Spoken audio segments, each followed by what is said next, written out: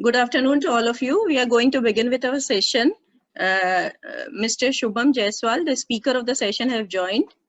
Now I request Tanvi to start with the session.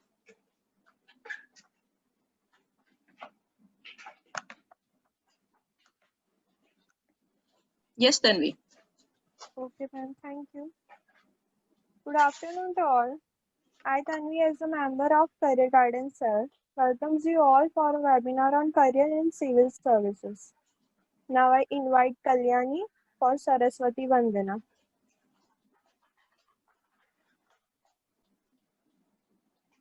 Kalyani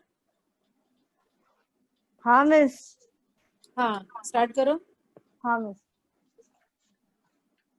हे शारदे माँ, हे शारदे माँ, अज्ञानता से हमें तार दे माँ।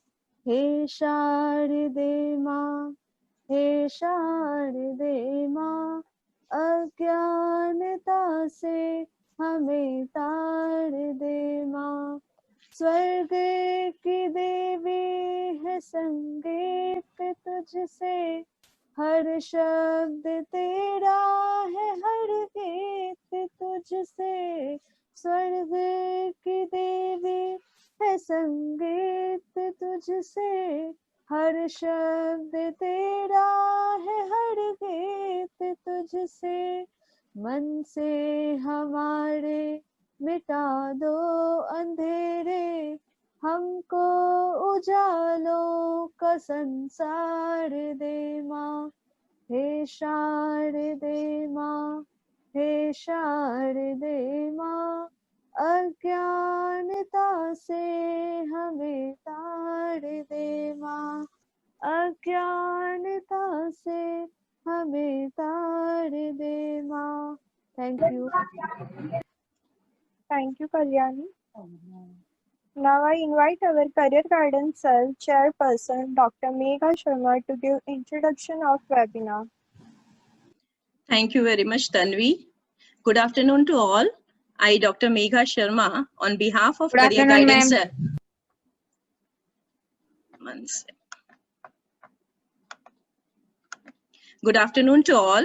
I, Dr. Megha Sharma, on behalf of Career Guidance Cell, welcomes you all for webinar on Career in Civil Services, which is being organized by Career Guidance Cell in association with Career Academy. Dear participants, our purpose behind organizing this webinar is to make you all aware about the career opportunities in civil services, about various exams that are being conducted in respect of civil services, what preparation you need to make in respect of these exams.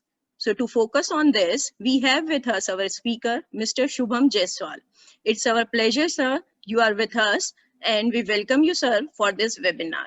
Dear participants, it's a great opportunity for all of you. I hope you will utilize this opportunity at your best and have maximum benefit from this, sir. Thank you very much. Okay, hello everyone. मेरी Yes. आवाज आ रही है ma'am? Yes, sir. Wait a minute. Yes, sir. 1 second. Na? Tanvi will. Yes, Tan. Now I invite KU to introduce and welcome our speaker, Mr. Shubham Jaiswal. Thank you, Tanvi. I, Keyur Saraya, on behalf of Career Guidance Cell, take this opportunity to welcome you all. It's my privilege to introduce speaker of today's session, Mr. Shubham Jaiswal, sir. His education background is he has completed Masters in Economics and pursued law first year. By profession, he is the youngest GST inspector of Maharashtra and also the owner of 8 branches of Career Academy. Thank you, sir. Thank you, sir. We welcome you, sir. No? You can start with it. Yeah. Okay, done. चलो कुछ चीजें बात करनी है career in civil services. तो जिसको civil services में जाना है या सिविल सर्विस की क्या चीजें होती हैं, किसी को कोई भी आइडिया है, अगर किसी को कोई आइडिया है तो मुझे ये पता चल जाए कि किस किस को क्या क्या आइडिया है करियर या फिर civil.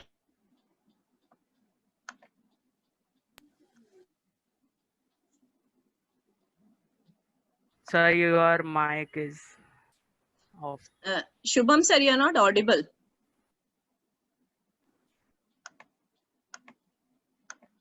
Shubham sir. Sir, your mic is off. Hello, अभी आ रही है आवाज? Yes, yes, Yes, sir. sir, yes. Yes, sir. Okay, चलो परफेक्ट। हाँ, मुझे इसके पहले सारा चीज ऑफ था, माइक किसी को कुछ सुनाई नहीं दिया ना? Okay, done. Okay, thank you so much Megha ma'am, और बाकी केयूर को तो मैं जानता भी हूँ, कॉलेज में भी मिला हूँ केयूर से। So thank you so much ma'am, आपने मुझे इस चीजों में बुलाया। ओके फाइन, तो किसी को भी यहाँ पे जितने लोग भी हैं, किसी को कोई भी आइडिया है सिविल सर्विसेज के बारे में, अगर कोई मुझे कुछ भी बताना चाहता है, ऑफ कोर्स प्रोफेसर्स को छोड़ के मैं स्टूडेंट की बात कर रहा हूँ, प्रोफेसर्स को तो नॉलेज होगा, मैं सिर्फ स्टूडेंट्स की बात कर रहा हूँ, क्योंकि यहाँ पे बहुत सारे प्रोफेसर्स मुझे दिख रहे हैं, जतिन सर दिख रहे हैं मुझे, वृशाली मैम दिख रहे हैं, बहुत सारे प्रोफेसर्स मुझे दिख रहे हैं जिनको मैंने ऑलरेडी कॉलेज में देखा है। स्टिल बाकी कोई बच्चों में मुझे अगर किसी को कुछ भी बताना है कि किसी को It is type of administrative service, not a military, but थोड़ा लाउड बोलो, आवाज बहुत कम आ रही है, थोड़ा लाउड बोलो। I am saying it is a administrative type service, not like a military purpose and all. So it's a type of competitive exams for our administrative services and for other services in government sector. Okay, सबसे पहले तो मैं ये चीजें clear कर देना चाहता हूँ कि कुछ चीजें मेरे बारे में बहुत लोगों को पता है, एंड जिनको नहीं पता है वो भी मैं बता देता हूँ कि कैसे ये सारी चीजों की शुरुआत होती है और क्या चीजें होती है। सबसे पहले एक सिंपल सी लॉजिक है कि अगर जिसको भी सिविल सर्विसेज के बारे में करना होता है, चाहे वो 21 साल का लड़का हो या लड़की हो, या 18 साल का लड़का लड़की हो, या फिर मैं एक 28 साल के लड़के की बात करता हूँ, सिंपल सा लॉजिक ये चीज है कि जिसको भी सिविल सर्विस के बारे में अगर कुछ भी चीजें करनी होती है, सबसे पहले लोग क्या कहते हैं, सीधा जाते हैं अपने दोस्तों से बात करते हैं, किसी से कुछ भी चीजें बात करते हैं कि यार सिविल सर्विसेज करना है, मुझे ना आईएएस बनना है। सबको लग्जरी लाइफ जीनी है, पर जो लग्जरी लाइफ की एक मेहनत होती है वो जल्दी कोई नहीं करता। सिंपल सी लॉजिक एक मैं बताता हूँ, एक किसी का नाम ले लेता हूँ, मेरे स्क्रीन पे है कन्हैया चौधरी का नाम ले लेता हूँ, ठीक है। कन्हैया को अगर सपोज आईएएस बनना है, कन्हैया क्या करेगा, एक उसके बेस्ट फ्रेंड, सपोज पारस गुप्ता उसका बेस्ट फ्रेंड है, पारस को फोन करेगा कि यार मुझे ना आईएएस बनना है, क्योंकि उसने मूवीज में आईएएस आईपीएस की वर्ड दिखा देते हैं, सिंघम मूवी है, फिर बहुत सारे मूवीज में दिखा देते हैं, तो सीधा उसको फोन करता है कि यार मुझे ना आईएएस बनना है। तो बोलते हैं यार आईएएस बहुत टफ है, आईएएस बनने के लिए ना बहुत मेहनत करना पड़ता है, 18 घंटे पढ़ने पड़ते हैं, 16 घंटे पढ़ने पड़ते हैं, 20 घंटे पढ़ने पड़ते हैं। ट्रस्ट मी गाइस, अगर आपको किसी भी गवर्नमेंट सेक्टर में जाना है, आपको 18 घंटे 20 घंटे नहीं पढ़ने होते हैं। ये एक फैक्चुअल एक मिथ है जो मार्केट में घूम रहा है। सिविल सर्विसेज के लिए 3 स्टेज में एग्जाम होता है, एक होता है उसका प्रीलिम्स, एक होता है उसका मेंस, और तीसरा होता है इंटरव्यू। 3 एग्जाम्स होते हैं। प्रीलिम्स में 2 पेपर होते हैं, एक सीसैट होता है, और उसके साथ उसके बाद अगर मैं बात करूं तो एक होता है जीएस का पेपर। सीसैट में 200 मार्क्स का पेपर है। सीसैट मतलब क्या होता है, civil service aptitude test. Aptitude test मतलब उसमें थोड़ा सा मैथ्स है, थोड़ा सा रीजनिंग है, और थोड़ा सा इंग्लिश है। रीजनिंग का मतलब सिंपल सा लॉजिक है, ए बी का भाई है तो बी ए का क्या है, थोड़ा ब्लड रिलेशन टाइप, एक माइंड गेम टाइप क्वेश्चंस आते हैं, सिंपल सा लॉजिक होता है। 80 क्वेश्चन आते हैं, 80 में से आपको 200 मार्क्स रहता है, ठीक है। अब मुझे एक सिंपल सा लॉजिक मैं बताता हूँ, 200 मार्क्स में से अगर किसी स्टूडेंट को 67 मार्क्स है और किसी स्टूडेंट को 200 में से 190 मार्क्स है, दोनों वन इन द सेम है, किसी को कोई फर्क नहीं पड़ता, चाहे उसको 67 मार्क्स हो या किसी को 167 या 190 मार्क्स हो, कोई फर्क नहीं पड़ता है, सब एक जगह पे सेम है। उसके बाद आता है जीएस। जीएस में जब मैं मॉक टेस्ट देता था, यूपीएससी की बात करूं, मॉक टेस्ट देता था, तो मॉक टेस्ट में अगर मुझे प्रीलिम्स में 100 क्वेश्चन 200 मार्क्स का होता है, मैंने जहां 60 क्वेश्चन राइट किया, मैं वहीं पे पेपर असाइड कर दिया कि मुझे उसके आगे कुछ करना ही नहीं। क्यों असाइड कर दिया? क्योंकि आज तक का सिविल सर्विस में रिकॉर्ड है कि कोई भी 120 के ऊपर आज तक किसी ने कट ऑफ गया ही नहीं।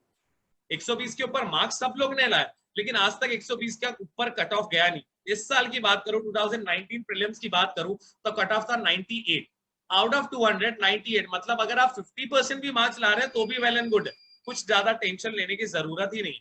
उसके बाद क्या हुआ, उसके बाद आप ये प्रीलिम्स क्लियर करते हैं, आपके सामने आता है मेंस, जो कि अब सिविल सर्विसेज की इंपॉर्टेंट स्टेज चालू होती है। मेंस में क्या होता है? मेंस में सिंपल चीजें होती हैं। मेंस में आपके पास, अगर आपको किसी के पास पेन पेपर है तो नोट डाउन करना है तो नोट डाउन कर लीजिए, नहीं नोट डाउन करना है तो करियर एकेडमी का मैं आपको एक ब्रोशर शेयर कर दूंगा, मेगा मैम शेयर कर देंगे, आप जो व्हाट्सएप ग्रुप बना है उसमें मैं शेयर कर दूंगा, आप लोग कॉल करके डायरेक्टली मुझसे बात कर सकते हैं। अगर यहाँ पे किसी को पूछने में कोई भी दिक्कत है तो आप डायरेक्टली मुझसे बात कर सकते हैं, कोई टेंशन नहीं। नोट डाउन जो चीजें करनी है, डाउट्स नोट डाउन करनी है, तो let me complete my side, आप लोग डाउट्स लिखते रहना, एक साथ जितनी डाउट्स पूछनी है उतनी डाउट्स पूछ लेना, और किसी IAS ऑफिसर या IPS ऑफिसर से भी बात करनी है तो वो भी बातें करवा देंगे। खैर आगे बात करते हैं। उसके आगे होता क्या है, मेंस आता है, तो मेंस में क्या होता है, मेंस में आपको टोटल होते हैं 9 पेपर, एक एक करके आपके पास टोटल होते हैं 9 पेपर। अब 9 पेपर देख के तो आपकी हालत खराब हो जाएगी कि सर 9 पेपर देना है। आप कॉलेज में कितने पेपर देते हो, 6-7 पेपर तो ऐसे ही दे देते हो ना। तो सिविल सर्विसेज में जिसको आपको जॉब मिलेगा, अगर यहाँ पे आई थिंक जितने लोग भी बैठे हैं एटलीस्ट 50%, 55%, 60% तो कोई भी लाता होगा। क्यों पता है, क्योंकि सबको पता है कि आपके आसपास के जो भी लोग हैं सब आपके क्लास में बैठे हैं, आपको सबके बैकग्राउंड पता है कि कौन 60% वाला है, कौन स्कॉलर है। हम क्लास में एक स्टेज डिसाइड कर देते हैं कि ये ना स्कॉलर की बेंचेस है, first benches is scholar benches, back benches is मस्ती वाला बेंचेस। टीचर्स भी आते हैं तो अरे बैक बेंचेस को ज्यादा सुनाते हैं, आगे बैठे तो टीचर ज्यादा कुछ करेंगे नहीं, ऐसा कुछ सारी चीजें होती है। सिंपल सा लॉजिक है, उन लोग से कोई लेना देना नहीं।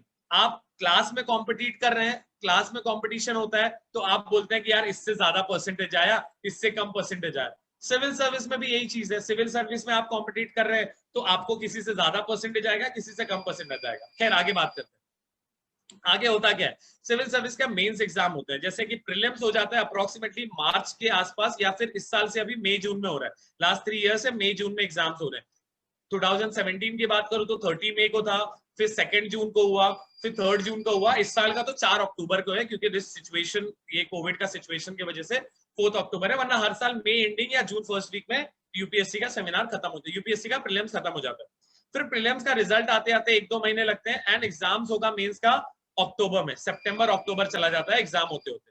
अक्टूबर में 9 पेपर में से 1750 if you want to note down, 1750 marks का मेंस एग्जाम होता है, 1750 मार्क्स का मेंस एग्जाम होता है। अगर आपने 1750 और इंटरव्यू 275, एक बात ये बताना, इंटरव्यू में सिंपल क्वेश्चंस क्या होते हैं, सब ये आते हैं आपके व्हाट्सएप हो गए, इंस्टाग्राम हो गए, ये सब जगह पे शेयर होते हैं कि ये चीजें ना सिविल सर्विस के इंटरव्यू में पूछा गया था और सिर्फ टॉप रैंकर आ जाता है कि इसने इसका एग्जाम दिया था, ऐसा कुछ नहीं होता। सिविल सर्विस का जो इंटरव्यू होता है वो दूसरी चीज है, और जो एक्चुअल आपके व्हाट्सएप और इंस्टाग्राम पे जो चीजें घूमती है वो दूसरी चीज है। ऐसा कुछ नहीं होता, क्योंकि जिसने कभी इंटरव्यू दिया नहीं है वो उस बारे में भले बात कर सकता है कि बहुत टफ है, लेकिन जो जिसने एग्जाम ने क्लियर किया हुआ है कि किसने एग्जाम क्लियर किया हुआ है, किसने क्लियर नहीं किया हुआ है, वो अगर जो एग्जाम देता है तो वो बता सकता है कि what is exactly civil services. हमारे पापा मम्मी हमेशा बोलते रहते हैं ना कि यार टाइम की वैल्यू समझो, टाइम की वैल्यू समझो। हमेशा हमारे पापा मम्मी बोलते हैं बेटा पढ़ लो, ये टाइम चला गया ना तो वापस नहीं चला जाएगा। हम घंटों अपने फोन पे सिर्फ टाइम पास करते रहते हैं, फोन को स्क्रॉल करते रहेंगे, टाइम पास करते रहेंगे, लेकिन यही उंगली किसी दिन आपके ऊपर उठेगी और बोलेंगे कि फिर बोलना सबको कि सर जिंदगी में हम सिर्फ टाइम पास किया। तो एक बार टाइम निकल गई फिर जिंदगी भर वो उस चीज के लिए पछताते रहोगे कि क्या चीज है। आपसे 2 साल पहले आप लोग कभी नहीं जा सकते, लेकिन एक बार जो चीजें टाइम निकल गई तो कभी नहीं आ सकते। फिर क्या बताता हूँ, फिर इंटरव्यू होता है, इंटरव्यू और मेंस दोनों मार्क्स मिला के 2025 मार्क्स का एग्जाम होता है।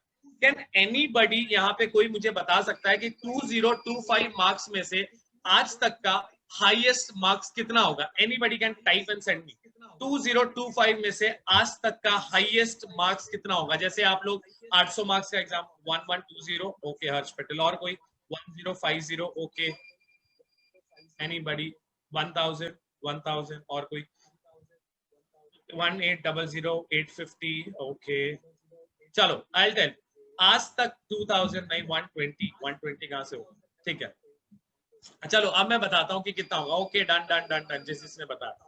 अब क्या होता है, अब मैं अगर आप लोग को बता रहा हूँ कि आज तक का यूपीएससी का सिविल सर्विस 50 वेबसाइट अलग अलग चीजें बोलेंगी, बट 2017 टॉपर अनिरुद्ध दुर्शेट्टी, ये नाम याद रख लेना, 2017 में इस बंदे ने टॉप किया था यूपीएससी सिविल सर्विस एग्जाम का, और उसने मार्क्स लाया था 1049, which is the highest till date। ये civil service exam from the Britishers time से हो रहा है, ये आज से नहीं हो रहा है। तो तब से लेके आज तक 1049 इज द हाईएस्ट, एंड 2025 में से अगर मैं कैलकुलेट करूं तो 1049 अप्रोक्सीमेटली 50% भी नहीं होता है। तो अगर आप 49 पॉइंट समथिंग परसेंटेज होते हैं, आप लोग कैलकुलेट कर लेना।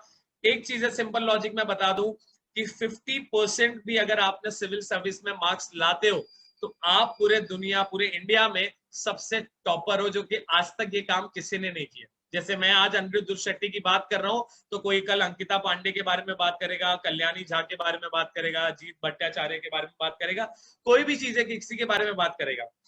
10th में मुझे कितना परसेंट आया था? 50%। 12th में मुझे आया था 51%। पढ़ाई लिखाई में जीरो, कुछ पढ़ना लिखना कोई चीजें नहीं थी। लेकिन आज आप लोग के सामने सेमिनार इसलिए कर रहा हूँ बिकॉज यंगेस्ट जीएसटी इंस्पेक्टर हूँ। यूपीएससी मैंने फर्स्ट अटेम्प्ट दिया था, प्रीलिम्स क्लियर किया, मेंस क्लियर किया, 861 कट ऑफ गया था, बट मेरा मार्क्स था 858। 2018 की बात कर रहा हूँ। अनफॉर्चुनेटली मैंने क्लियर नहीं कर पाया था। बट अगर मैं आज की बात करूं तो 2019 में I clear prelims, second highest marks in India, I clear mains and UPSC clear किया with rank 482। All over India मेरा रैंक है 482। शुभम जायसवाल। ये इसीलिए पॉसिबल हुआ क्योंकि एक साल की मेहनत है। यूपीएससी इज जस्ट 1 ईयर मेहनत, that's it. 1 year, not a hard work, is just a smart work. अगर आप स्मार्ट वर्क कर रहे हैं 1 घंटे तो दैट्स मोर, एक साल तो दैट्स मोर देन इनफ। उससे ज्यादा आपको टाइम नहीं लगेगा। Civil service is just about smart work और कुछ नहीं है। प्रीलिम्स हो गया, मेंस हो गया, इंटरव्यू हो गया, ये 3 चीजों को ही क्लियर करना है। 2013 में मैं मुंबई शिफ्ट हुआ था, उसके पहले नासिक में हॉस्टल में था। 2000 आई थिंक मैम, और किसी को आप ज्वाइन मत कीजिए क्योंकि शायद बाकी लोगों को आप समझेगा नहीं कि बहुत लोग आ रहा है वेटिंग लिस्ट पे, तो आप लोग देख लीजिए, मतलब ठीक है। हाँ, तो 2013-14 में मैं मुंबई शिफ्ट हुआ था एंड मेरे डैड जो थे उनको ये चीजें समझाने के लिए, समझने के लिए उनको एक नौकरी करनी पड़ी। एंड ही हैज लाइक उस वक्त पे वो ड्राइवर की नौकरी करते थे रिलायंस कंपनी में। बहुत लोगों को ये चीजें पता भी है एंड विकिपीडिया पे भी ये सारी चीजें, जो मुझे पहले से जानता है या सेमिनार मेरा अटेंड कर चुका है उसको ये सारी चीजें पता है। लेकिन अगर जिसने अटेम्प्ट नहीं किया है वो लोगों को मैं बता रहा हूँ। 2013-14 में मेरे डैड ड्राइवर थे, 13,000 सैलरी थी उनकी, और वो उस वजह से बस उनको बस घर पे चलाना था कि बच्चों को पढ़ाना है। मेरी कोई भाई बहन है नहीं, लेकिन घर तो चलाने के लिए आज कभी अपने माँ बाप से जाके पूछना कि घर चलाने में कितनी मेहनत लगती है। आप लोग को लगता है कि 10,000 बहुत सारी चीजें है, लेकिन जब कोई घर एक्चुअल में घर चलाता है ना तो 50,000 रुपए भी कम पड़ता है। ऑनेस्टली ये चीजें कभी भी अपने माँ बाप से जाके पूछना, या फिर अगर यहाँ पे कोई अपना घर खुद चलाता होगा, बच्चों की बात कर रहा हूँ, प्रोफेसर्स की नहीं, मैं बच्चों की बात कर रहा हूँ, तो कोई जो घर चलाता है उसको पता होगा कि 50,000 की वैल्यू क्या है।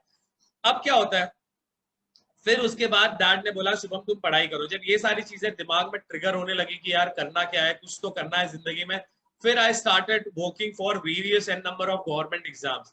डू यू अवेयर अबाउट कि साल भर में, I am not talking about जो बहुत बड़े बड़े एग्जाम्स होते हैं, just I talk about banking exams, I talk about taxing exam जो स्टाफ सिलेक्शन कमीशन लेता है, एसएससी एग्जाम्स लेता है, I talk about banking, SSC and railway, जो आप रेलवे में टीसी वगैरह के एग्जाम्स की बात करो। ये 3 ब्रांचेस की अगर मैं सिर्फ ब्रांच करूं, ये 3 ब्रांचेस में साल भर में 33 एग्जाम्स होते हैं पर ईयर। अभी तो सब चीजें मर्ज कर रहे हैं, लेकिन अभी तक 33 एग्जाम्स होते हैं। 8th पास के लिए भी एग्जाम्स होता है, 10th पास के लिए भी एग्जाम्स होता है, 12th के लिए भी होता है, एंड ग्रेजुएशन के लिए भी एग्जाम्स होते हैं। कि आप अगर 10th पास है तो भी आप गवर्नमेंट सेक्टर में जा सकते हैं, आप 12th पास है तो भी आप गवर्नमेंट सेक्टर में जा सकते हैं, आप ग्रेजुएटेड है तो भी गवर्नमेंट सेक्टर में जा सकते हैं। बट उन लोग में सिर्फ यही डिफरेंस रहेगा कि सैलरी थोड़ी ऊपर नीचे रहेगी, दैट्स इट, और कुछ लेना देना नहीं। उसके बाद क्या होता है, ये सारी चीजें जब बढ़ती है तो ये इस चीज का अवेयरनेस नहीं होता है ना। मैं आपको कुछ एक और चीजें शेयर करूंगा कि एक साल में अप्रोक्सीमेटली 150 करोड़ रुपीस पास होते हैं। लास्ट बजट देख लेना, अगर किसी को पता है, फरवरी में बजट आता है, 150 करोड़ पास होते हैं गवर्नमेंट से। For what? For awareness to all of us, कि हमें ये चीजें पता चले कि 150 करोड़ के जो आप लोगों को अवेयरनेस पता चले कि गवर्नमेंट में जॉब्स होते हैं, गवर्नमेंट में जॉब की वैकेंसीज निकली है, इसके अवेयरनेस के लिए। अगर आज तक पे एडवर्टाइज हो रही है, आज तक इज ए प्राइवेट फर्म, तो आज तक क्या करेगा, आज तक एक किसी से पैसे लेके तभी एडवर्टाइज करेगा ना।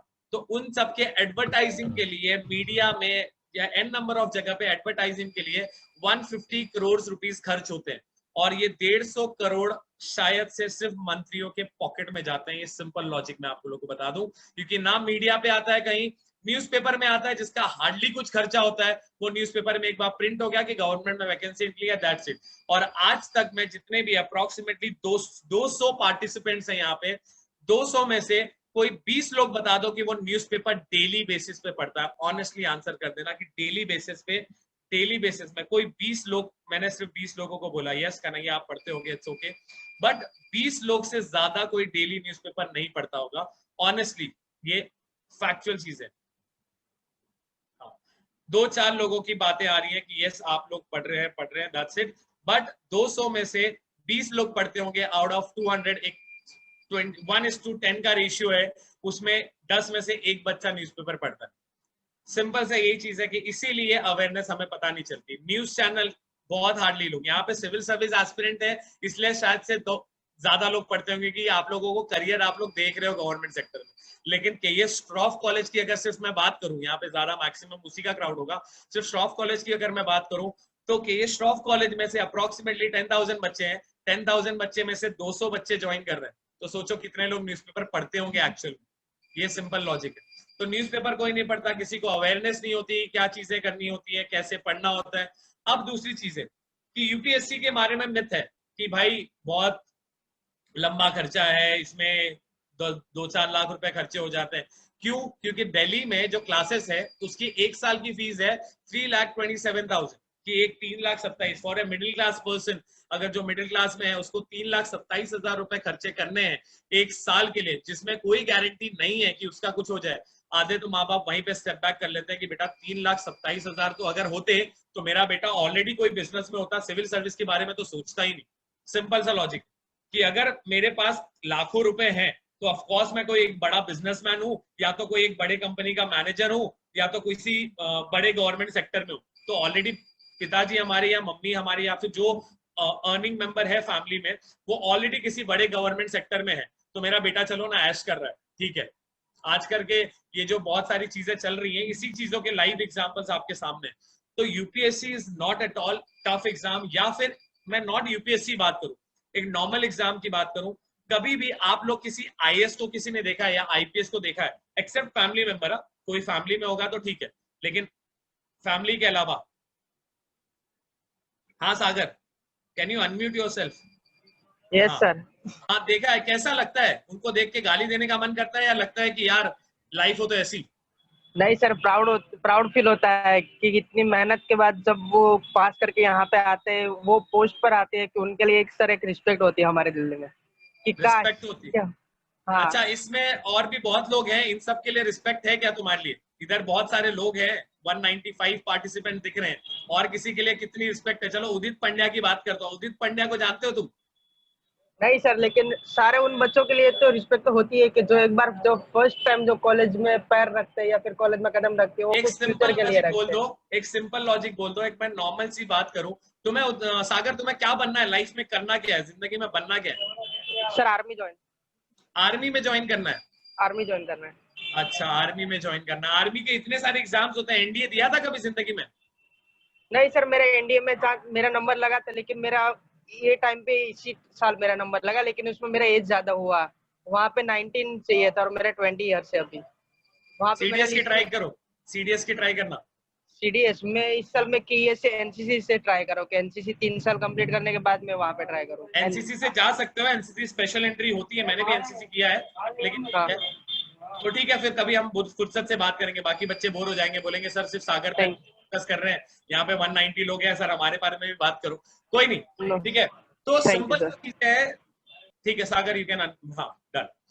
सिंपल सा चीजें हैं, गवर्नमेंट सेक्टर में जाना इतना टफ टास्क नहीं है। आपकी श्रॉफ कॉलेज की प्रिंसिपल जो है लिली भूषण मैम, उन्होंने भी गवर्नमेंट सेक्टर में जाना है, ट्रस्ट में। कभी उनसे मिलोगे या फिर उनसे बात करना, तो उन्होंने एक ही चीज बोला कि बेटा मेरे उस टाइम पे ना, मुझे भी आईएएस बनने का बहुत शौक था, आईएएस बनने का बहुत शौक था। ट्रस्ट में जब यूपीएससी में नाम आया, जब मेरे पापा को लोग गाली देते थे कि कहाँ एकलौता लड़का है, मुंबई लेके चले गए, लेकिन जब आज अचीव कर लिया, 8 ब्रांच खोल दिया मुंबई में, अभी तो पैन इंडिया बना रहा हूँ, ये सारी चीजें जो लॉकडाउन में सारी चीजें, सब लोग बहुत ज्यादा इफेक्ट हो रहे थे। मेरे पास 4 बच्चे हैं, मैं 4 बच्चों का नाम बोलता हूँ। ये 4 अक्टूबर को एग्जाम है, प्रीलिम्स का जब रिजल्ट आएगा ना, तो इसमें कैरल डिसूजा करके एक नाम मैं अभी बोल रहा हूँ, कैरल डिसूजा, कोई भी लिख लेना। 4 अक्टूबर का नाम है। मैं इतना कॉन्फिडेंटली इसीलिए बोल रहा हूँ क्योंकि वो लड़की इतना मेहनत करती है, इतनी सारी चीजें करती है, उसको इतना नॉलेज है। अब आप लोग बोलते हो कि पापा को मैं बोलता हूँ, पापा पहले डिमोटिवेट कर देते कि बेटा तुमसे नहीं हो पाएगा। पापा इसलिए डिमोटिवेट कर देते हैं क्योंकि आप लोग घंटों को फोन में टाइम पास करते हो। कि पापा को लगता है कि बेटा पढ़ता ही नहीं है तो यूपीएससी में 18 घंटे क्या पढ़ना है? 18 घंटे नहीं पढ़ना है। टीना दाबी का बात करूंगा। टीना दाबी मैम से मैं पर्सनली मिला हूं, कभी गूगल करना टीना दाबी, जिनको नहीं पता होगा या कोई जानता भी होगा तो अच्छी बात है। टीना दाबी मैम 2015 एंड बहुत कम लोग इनके बारे में जानते हैं। 2015 में उन्होंने यूपीएससी का एग्जाम दिया था, पहली बार एग्जाम में बैठे और पहली बार में फर्स्ट रैंक लेके आए, all India ranking first rank in first attempt in the history of UPSC. कि फर्स्ट अटेम्प्ट में टॉप करना, फर्स्ट रैंक लाना एक बार पहली बार हुआ था 2015 में टीना दाबी ने। उनके वीडियोस देखना जिन्होंने टॉप किया था, उन्होंने एक ही चीज बोला है कि आप 24 घंटे में से अगर आप 16 घंटे टाइम पास कर लो, आपको 16 घंटे मस्ती मजाक के लिए दिया, लेकिन अगर गिन के आप 6 घंटे से लेके 8 घंटे अगर आप अपनी जिंदगी बनाने के लिए आज निकाल सकते हो, 6 से 8 घंटे, तो दैट्स मोर देन इनफ। आप कुछ भी करना चाहो सब चीजें कर सकते हो, लेकिन अगर 6 से 8 घंटे अपनी जिंदगी के लिए अगर आप निकाल सकते हो तो लाइफ आज से 10 साल बाद कहां से कहां हो जाएगी। वही मैं बता रहा था, मेरे पापा को लोग गाली देते थे कि इकलौता बेटा है, कहाँ लेके चले गए, यहाँ छोड़ दिए, मुंबई में जैसे शहर में भाड़े पे रह रहे हैं, यूपी में सबका जो यूपी साइड से होगा उनको पता है, या फिर जो गांव साइड जिनका जमीन होगा उनको पता है कि गांव साइड में कितने बड़े बड़े मकान होते हैं, एकदम 3-3 माले के मकान होते हैं। यहाँ पे एक रूम किचन खरीदने जाओ, एक मीरा रोड की बात करता हूँ जो कि बहुत पीछे साइड में बात करता हूँ, मीरा रोड तो अभी सेपरेट डिस्ट्रिक्ट बन रहा है, मैं मीरा रोड की बात करूं तो यहाँ पे एक रूम किचन 35 लाख का मिलता है, और यही 35 लाख आप यूपी गुजरात एक गांव साइड जाओ, वहां 35 लाख का आप 3 माले का घर खरीद लोगे, 35 से 40 या 50 लाख में तो आराम से 3 माले का घर आ जाएगा, जिसमें आप क्या, आपकी पूरी खानदान सुकून से रह सकती है। और यहाँ पे एक रूम किचन में फैमिली आ जाते हैं तो बोलते हैं, जो गांव से आते हैं बोलते क्या साबुदाना जैसे एक जगह में रह रहे हो, एकदम छोटे से कंजेस्टेड एरिया में, गांव में जगह। तो जो भी फैमिली वाले आते थे वो यही बोलते थे कि यार बेटा कहाँ आ गए, मेरे पापा को हमेशा गाली देते थे।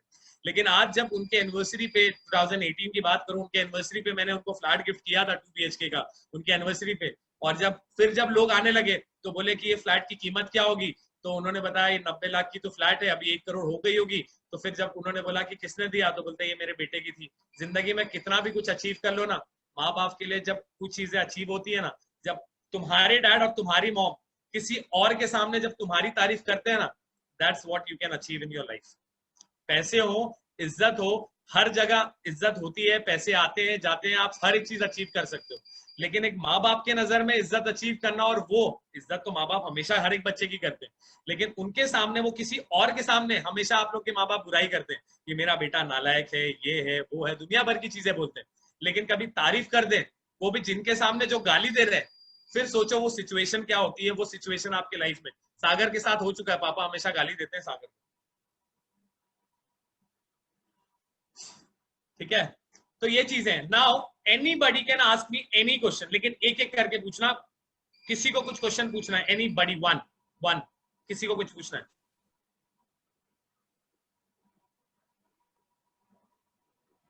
हाँ कन्हैया, हाँ बोलो। सर मेरा पहला क्वेश्चन है, प्रीलिम्स, मेंस और इंटरव्यू के बीच में प्रीलिम्स, मेंस और इंटरव्यू में डिफरेंस क्या होता है? नो सर, उसके बीच में टाइम गैप कितना मिलता है? ओके, प्रीलिम्स मैंने बताया कि अप्रोक्सीमेटली प्रीलिम्स होता है मई जून के आसपास, मई लास्ट वीक या जून फर्स्ट वीक में हो जाता है, अनटिल अनलेस ऐसा पैंडेमिक सिचुएशन नहीं होगा तो। मेंस होता है सितंबर अक्टूबर के आसपास, थोड़ा बहुत ऊपर नीचे हर साल के डेट के हिसाब से सितंबर या अक्टूबर तक खिंचता है, ज्यादा नहीं खिंचता है। जैसे इस साल का मेंस की बात करूं तो सितंबर में खत्म हो गया था। How select the right optional subject, okay Jill, मैं I will come back to you 1 second. हाँ, तो मेंस, उसके बाद जो इंटरव्यू होता है, इंटरव्यू मार्च अप्रैल में होता है, उसके पहले इंटरव्यू नहीं होता। तो आपका मेंस हो गया, प्रीलिम्स हो गया मई जून, सितंबर अक्टूबर आपका हो गया मेंस, और इंटरव्यू आएगा आपका मार्च अप्रैल। तो इस टाइप का आप टाइम गैप कैलकुलेट कर सकते हैं। ओके, हाँ जिल, आप क्या पूछ रहे थे? 38 चैट्स आ गए, तो एक एक करके मुझसे पूछना, ऐसे मैं सबके चैट्स पढ़ के आंसर नहीं पढ़वाऊंगा, पर्सनली ऐसे डाउट्स पूछना। हाँ जिल बोलो।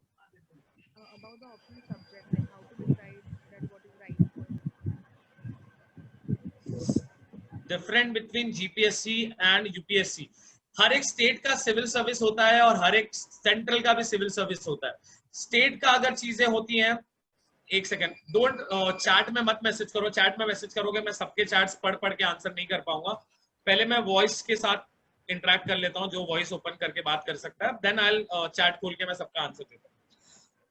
जीपीएससी एंड यूपीएससी में डिफरेंस ये होता है कि GPSC Gujarat public service commission है, जैसे महाराष्ट्र में है। Can you give details about banking sector? Okay, I will give. Gujarat क्या होता है? गुजरात, जैसे आप महाराष्ट्र में रहते हो तो महाराष्ट्र में एमपीएससी होता है, गुजरात में जीपीएससी होगा। आप केरला चले जाओगे तो केरला केपीएससी होगा। और यूपीएससी जो होता है वो सेंट्रल लेवल एग्जाम, जैसे यूपी का, उत्तर प्रदेश का भी होता है UPPSC, Uttar Pradesh public service commission. वैसा ही महाराष्ट्र का होता है Maharashtra public service commission, Gujarat का होता है Gujarat public service commission, UPSC क्या होता है union public service commission. And union मतलब एज ए सेंट्रल। एक यस, डन, ठीक है। Sir, RPSC conduct DSP exam और not? Deputy superintendent of police के आप स्टेट से जा सकते हो। जैसे अगर मैं महाराष्ट्र का सिविल सर्विस कर रहा हूं तो मैं डेप्यूटी कमिश्नर बनूंगा, मतलब डेप्यूटी सुप्रिटेंडेंट ऑफ पुलिस बनूंगा। और अब अगर मैं यूपीएससी से डाल रहा हूं तो डायरेक्टली मैं एसपी बनूंगा या एसएसपी बनूंगा। कितने भी सर बैफ के बाद क्या करना चाहिए? बैफ के बाद देखो, गवर्नमेंट एग्जाम आप बैफ करो, बीएमएस करो, बीए करो, बीएससी करो, गवर्नमेंट को कोई फर्क नहीं पड़ता। आप 35% वाले हो, आप 99% वाले हो, गवर्नमेंट को कोई फर्क नहीं पड़ता। उसको यूपीएससी को चाहिए can you differentiate between stock market and share market? Okay, this is a civil service guidance. Stock market and share market is a different thing. So I just want to ask you one thing. Okay, sir, you continue. हाँ जी, एक second. तो direct exam पर like sub inspector, yes, हर एक state का होता है. जैसे PSI exam होता है, police sub inspector, MPSC conduct करता है पुलिस सब इंस्पेक्टर के एग्जाम, और डेप्यूटी सुपरिटेंडेंट ऑफ पुलिस के एग्जाम्स भी आप दे सकते हैं. डीएसपी होता है और एसपी होता है या एसएसपी होता है, senior superintendent of police. SP के ऊपर आता है, एक अशोक स्तंभ और एक स्टार होता है उसको. आप इसके सारे में चीजें जाएंगे तो ये प्रमोशन से आता है. आईजी भी आप प्रमोशन से बन सकते हैं. तो पुलिस में भी बहुत सारी चीजें रैंक्स होती हैं. तो पहले तो आप 3 स्टार बनते हैं once you clear your UPSC. एक 77 वीक्स की ट्रेनिंग होती है. आप हैदराबाद में आपकी ट्रेनिंग होगी, पुलिस की आईएएस की ट्रेनिंग होती है लबासना मसूरी में. तो हर एक डिफरेंट, जैसे मेरा 482 रैंक आया, मुझे रेलवे पर्सनल मिल रहा है, मैं नहीं ले रहा हूँ. मेरे पास 2 गवर्नमेंट जॉब के ऑफर्स है, एक ऑलरेडी कर रहा हूँ, एक और ऑप्शन है, पर मैं नहीं करूंगा क्योंकि ऑलरेडी जो जीएसटी इंस्पेक्टर की पोस्टिंग है वो ऑलरेडी मुंबई में है, 8 ब्रांचेस है, लोगों के साथ इंटरेक्ट कर सकता हूँ. तो मैं क्यों जाऊं एक रेलवे पर्सनल के जॉब के लिए. हाँ जी, क्या बोल रहे थे, बोलो. Yes sir, I just wanted to ask you. देखो, आपने जैसा बोला कि हम सबसे सुनते आ रहे हैं कि लाइक सिविल सर्विसेज है, बहुत टफ एग्जामिनेशन है, इसके लिए हमें लाइक क्लासेस जाना ही पड़ेगा compulsory. So is it possible कि अगर कोई लड़का अगर घर पे बैठ के अपना मतलब मेहनत करे, मेहनत से पढ़ाई करे, तो is it possible for him to crack civil services? To be very honest, as being a class owner, मैं यही ऑनेस्टली एक चीज बोलूंगा, क्लास से कोई हेल्प नहीं मिलता है. बीइंग भले क्लास ओनर, मैं एक चीजें क्लियर कर देता हूँ, ऐसा नहीं कि मैं यहाँ क्लास की मार्केटिंग करने आऊँ. मैं ऑनेस्टली ये चीजें बोलूंगा, क्लास से कोई हेल्प नहीं मिलता है. आप क्लास के बिना यूपीएससी क्लियर कर सकते हैं, लेकिन बिना गाइडेंस के फिलहाल आप यूपीएससी क्लियर नहीं कर सकते. आपको गाइडेंस इंपॉर्टेंट होना चाहिए कि this is the right track, you can go. Yes sir. लेकिन क्लासेस क्या होती है, मैं सिंपल चीजें बताऊं. आपके क्लास में आप अभी कौन से स्टार्ट कर रहे हैं? I pass my 12th standard from Don Bosco College. Okay, 12th में आपके कितने परसेंटेज थे? If you don't mind. I got 80%. 80%. आपके क्लास में कितने बच्चे थे? मेरी क्लास में अराउंड 60 जन थे. 60 लोग थे. या और किसी को 50-60 के रेंज में किसी को परसेंटेज है? Yes sir. और किसी को 90 के रेंज में परसेंटेज है? Yes sir. 85 was the like first rank. ऊपर भी है? Yes sir. मैं 5th आया कॉलेज में. यस. ओके. आपसे 4th, 3rd, 2nd, 1st वाले भी लोग थे, और नीचे 6, 7, 8, 9 टिल इन्फिनाइट जितने 60 बच्चे हैं वो लोग भी थे. सिंपल लॉजिक था. टीचर्स जो थे आपके लिए भी वही टीचर्स थे. सपोज मेघा मैम भी आप ही के लिए, मेघा मैम ने आपको भी वही पढ़ाया जो बाकी लोगों को पढ़ाया. जिसको पढ़ना था उसने 1st रैंक लाया, आपने 5th रैंक लाया. जिसको नहीं पढ़ना था उसने नहीं पढ़ा. Simple logic. टीचर से यही हेल्प होता है. टीचर अपना काम करता है. टीचर ने आपको पढ़ा दिया कि बेटा this is the right track, आपको यहाँ पे आईपीएस की जॉब मिलेगी. लेकिन आपको जाना तो अकेले ही चल के, ना आपके माँ बाप साथ आएंगे ना कोई भी टीचर साथ, आपको धक्का मारने वाले 50 लोग होंगे। Yes sir, you're absolutely right sir. Like हमको सर ह्याचा like ह्याच्या कैसे पण बोलले केस भेटली असं काय बोल 3 दिवस कोणाचं क्वारंटाईन असतं? एक second please unmute, sorry mute unmute कर क्यों? म्यूट। हाँ हाँ बोलो जी। यस सर, आप कौन से like आपका क्लासेस कहाँ पर है सर, आप मतलब बता सकते हो? आपके बिकॉज ड्रॉप कॉलेज में भी है Yes, sir. And still I will give you detail information about my class. पूरे मुंबई में 8 ब्रांचेस हैं, आप Okay. कहीं भी जो सारी चीजें कर सकते हैं। आप personally after this pandemic situation आप मिल भी सकते हैं, लेकिन अभी ऑफिसेस चालू भी है। आई एम स्टिल लाइक मैं अपने ऑफिस में भी बैठा हूँ। नंबर 1 इंस्टीट्यूट इन महाराष्ट्र का अवार्ड भी है with in 2 years of opening my classes, because क्योंकि नंबर 1 इंस्टीट्यूट इसीलिए मिला क्योंकि मैक्सिमम नंबर ऑफ सिलेक्शन मैंने अपने क्लासेस से दिए। क्यों? क्योंकि ये क्लास और डिफरेंट क्लास में एक ही चीज का फर्क है कि ओनर कोई और है और टीचर कोई और है। ओनर को पैसों से मतलब है और टीचर को पढ़ाने से, टीचर को भी अपने पैसों से मतलब है। गवर्नमेंट जॉब मुझे सिचुएशन में जो प्राइवेट जॉब वाले हैं उनको सैलरी कट हो रही है, पैसे नहीं मिल रहे हैं, जॉब से वेव ऑफ कर रहे हैं। जो गवर्नमेंट जॉब में है, जैसे मेरी बात करूं तो 20% एक्स्ट्रा सैलरी मिल रही है घर बैठने की। गवर्नमेंट जॉब इसीलिए क्यों करते हैं? एक आईएएस कैबिनेट सेक्रेटरी का जो आईएएस होता है, लालू प्रसाद यादव कितना पढ़ा लिखा है? सेकंड फेल है। सेकंड, लेकिन उसके जो डिसीजंस होते हैं वो कौन लेता है? एक आईएएस ऑफिसर लेता है। एक मोदी की भी बात करूं, मोदी जी की भी बात करूं, मोदी जी भले प्राइम मिनिस्टर हैं, लेकिन उनके बैकग्राउंड देखा होगा तो 4 आईएएस बैठे रहते हैं जो उनको बताते हैं कि आपको ये डिसीजन लेने हैं, आपको ये लेना है। इंडियन एडमिनिस्ट्रेटिव सर्विस एक आईएएस का फुल फॉर्म है। एडमिन सर्विस क्या काम है? डिसीजन ही लेना ना कि देश के लिए क्या करना है क्या नहीं। What is what is 7th पे कमीशन? इकोनॉमिक प्रोफेसर से पूछ लेना व्हाट इज 7th पे कमीशन। सर हाँ बोलो। सर ग्रेजुएशन कंप्लीट करने के कितने टाइम के बाद हम लोग यूपीएससी देने के लिए एलिजिबल होते हैं? बेटा मैंने 3rd ईयर में एग्जाम दिया था, यूपीएससी का फर्स्ट अटेम्प्ट था, उसके बाद सेकंड अटेम्प्ट में मैंने क्लियर कर लिया। तो आप यूपीएससी का एग्जाम 3rd ईयर में रह के भी दे सकते हैं विद द एज लिमिट। अगर मैं बात करूं फॉर जनरल कैटेगरी 21 to 32 ये एज लिमिट है। अगर ओबीसी की बात करूं तो 35 ईयर एज लिमिट है। एससी एसटी की बात करूं तो there is no age limit. Sir prelim और मेंस एग्जाम दोनों में कट ऑफ रहता है उस हिसाब से, मतलब कैटेगरी वाइज कुछ कट ऑफ रहता है कि सबके लिए सेम रहता है? नहीं, मैं आपको चीजें बता देता हूँ। ये जो कट ऑफ वाइज चीजें सारी चीजें होती थी ना, ये बहुत पुरानी चीजें हो गई। कट ऑफ वाइज चीजें क्या होती है कि जब भी आप कोई कट ऑफ दे रहे हैं तो पहले जो सारी चीजों की सेम वो मैं डिफरेंशिएट कर देता हूँ। पहले ये सारी चीजें होती थी कि किसी को 400 रैंक आ रहा है और किसी को फर्स्ट रैंक सेकंड रैंक आ रहा है तो दोनों इक्वल बैठ रहे हैं। ऐसा अब सिचुएशन हट गया। अब क्या होता है कि सपोज 1000 वैकेंसी निकली फॉर यूपीएससी क्लियरिंग के लिए 1000, सपोज 100 वैकेंसी निकली, 100 वैकेंसी, तो 100 में से ही फॉर जनरल के लिए कैटेगरी अलग हो जाएगी। 50 लोग जनरल वाले रहेंगे, 30 लोग रहेंगे, 30 लोग रहेंगे फॉर ओबीसी, 20 लोग रहेंगे for SC ST. I am just giving an example. एक 100 का एग्जांपल लिया, उस 100 में से 50 लोग रहेंगे for general exams, general category, उसके बाद रहेंगे 30 लोग ओबीसी, 20 लोग एससी और 10 लोग पीडब्ल्यूडी। पीडब्ल्यूडी मतलब हैंडीकैप पर्सन। तो ये सारी चीजें अलग हो गई। तो आपके हिसाब से क्या करना है? आपके लिए 50 ही वैकेंसी, तो आप सिर्फ 50 लोग के साथ ही आप कॉम्पिटिट कर रहे हो, और जो ओबीसी वाले हैं वो 30 लोगों के साथ ही कॉम्पिटिट कर रहे हैं। जो हैंडीकैप वाले हैं उनमें सिर्फ 10 लोगों की वैकेंसी है। तो ये सारी चीजें अब अलग हो गई। पहले बहुत मर्ज होता था, जिसमें अभी आप लोगों को पता होगा कि एक चीज मैं बता दूं, SC ST is a constitutional body. ये चीजें इसके बारे में कॉन्स्टिट्यूशन में लिखा हुआ है। गांधी जी और अंबेडकर जी के बीच में पूना पैक्ट हुआ था। Poona pact, sir it's not clear.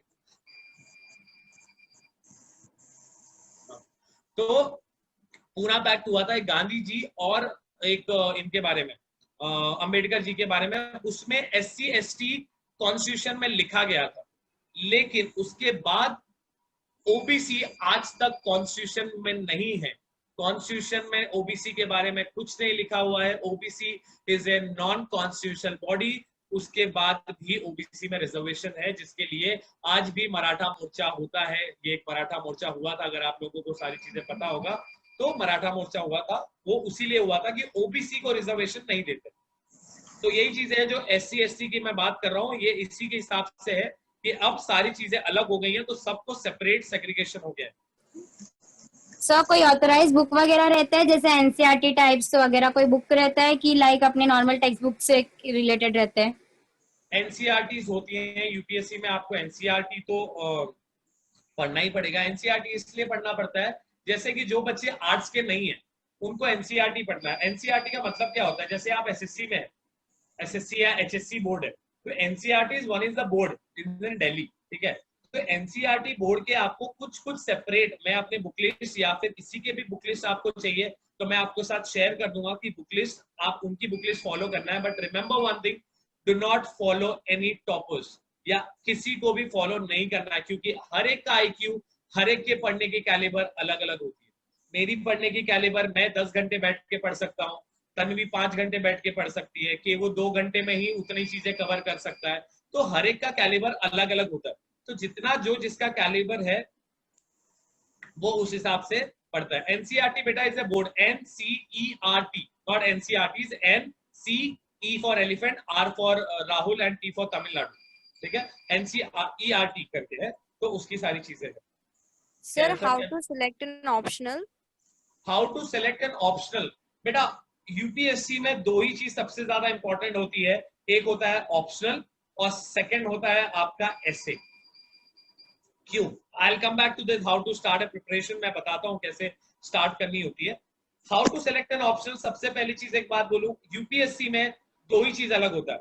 एक तो optional, there is 24 types of optional. आप लॉ को भी ऑप्शनल ले सकते हैं, आप हिस्ट्री को ऑप्शन ले सकते हैं, इकोनॉमिक्स को ले सकते हैं, मैनेजमेंट ऑप्शन ले सकते हैं, आपके किसी भी सब्जेक्ट को ऑप्शन ले सकते हैं, जिसके 2 पेपर्स होते हैं, एक टियर 1, एक नॉर्मल पेपर होता है paper 1 and paper 2, optional paper 1 and optional paper 2, और एक होता है एसे। आपके टाइम्स में 10th में, 8th में, 7th में आप लोग के एक एसेज आते थे कॉलेजेस में, सॉरी स्कूल्स में, आप लोग एसे का एसे करते थे, एसे लिखते थे, तो उसमें होता था ना my favourite poet, my favourite, उसकी एक हिंदी में आता था कि पेड़ की आत्मकथा, टाइप ऑफ एसेज, निबंध जिनको हम हिंदी में बोलते हैं, वो सारी चीजें आती थी। तो सबका सोच अलग अलग होता है, तो आप अपनी अंदर की मेंटालिटी कैसे एक्सप्रेस कर सकते हैं वो आप पेपर्स में लिखेंगे।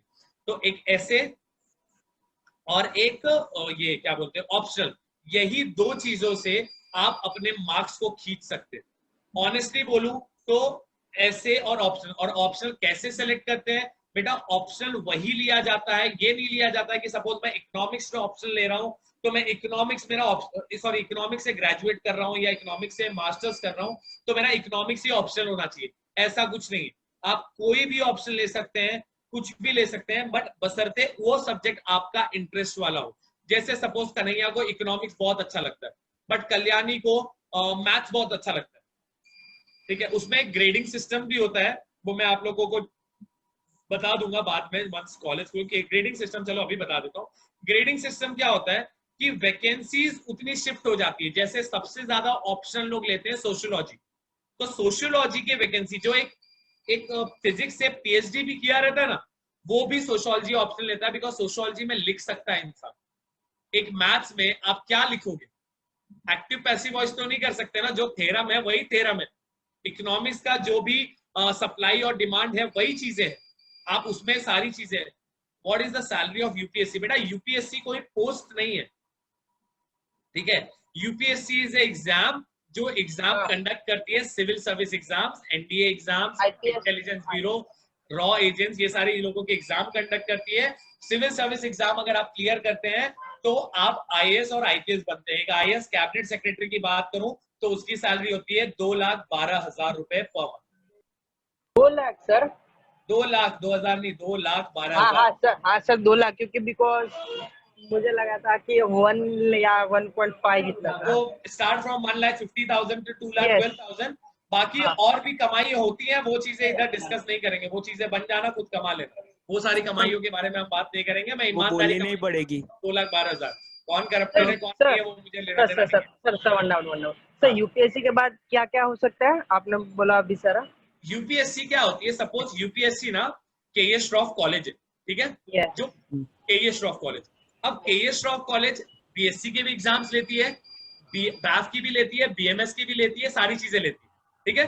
तो यूपीएससी ना एक ऑर्गेनाइजेशन है, union public service commission, union central के लिए एक पब्लिक की सर्विस करने के लिए एक कमीशन फॉर्म हुई। वो सारी चीजें आपकी कमीशंस में एग्जाम्स कंडक्ट करेगी। वो एग्जाम में सिविल सर्विस एग्जाम होता है जिससे आप आईएएस, आईपीएस, आईएफएस, आईआरएस ये सब बनते हैं। नेशनल डिफेंस एकेडमी भी यूपीएससी के अंडर आता है, सीडीएस भी यूपीएससी के अंडर आता है, और रॉ एजेंट जिसको बनना है, जो वो सारी चीजें होती है ना, रॉ एजेंट्स, आप लोग टाइगर जिंदा है वगैरह मूवीज देखते हैं, तो वो सारी जो एग्जाम्स होती है उसमें भी जो एग्जाम्स होती है वो भी यूपीएससी कंडक्ट करती है। आपको कोई बाहर की अलग एग्जाम देने की जरूरत नहीं, वो भी यूपीएससी कंडक्ट करती है। सर बोलो बोलो बोलो, give me 1 second, give me 1 second.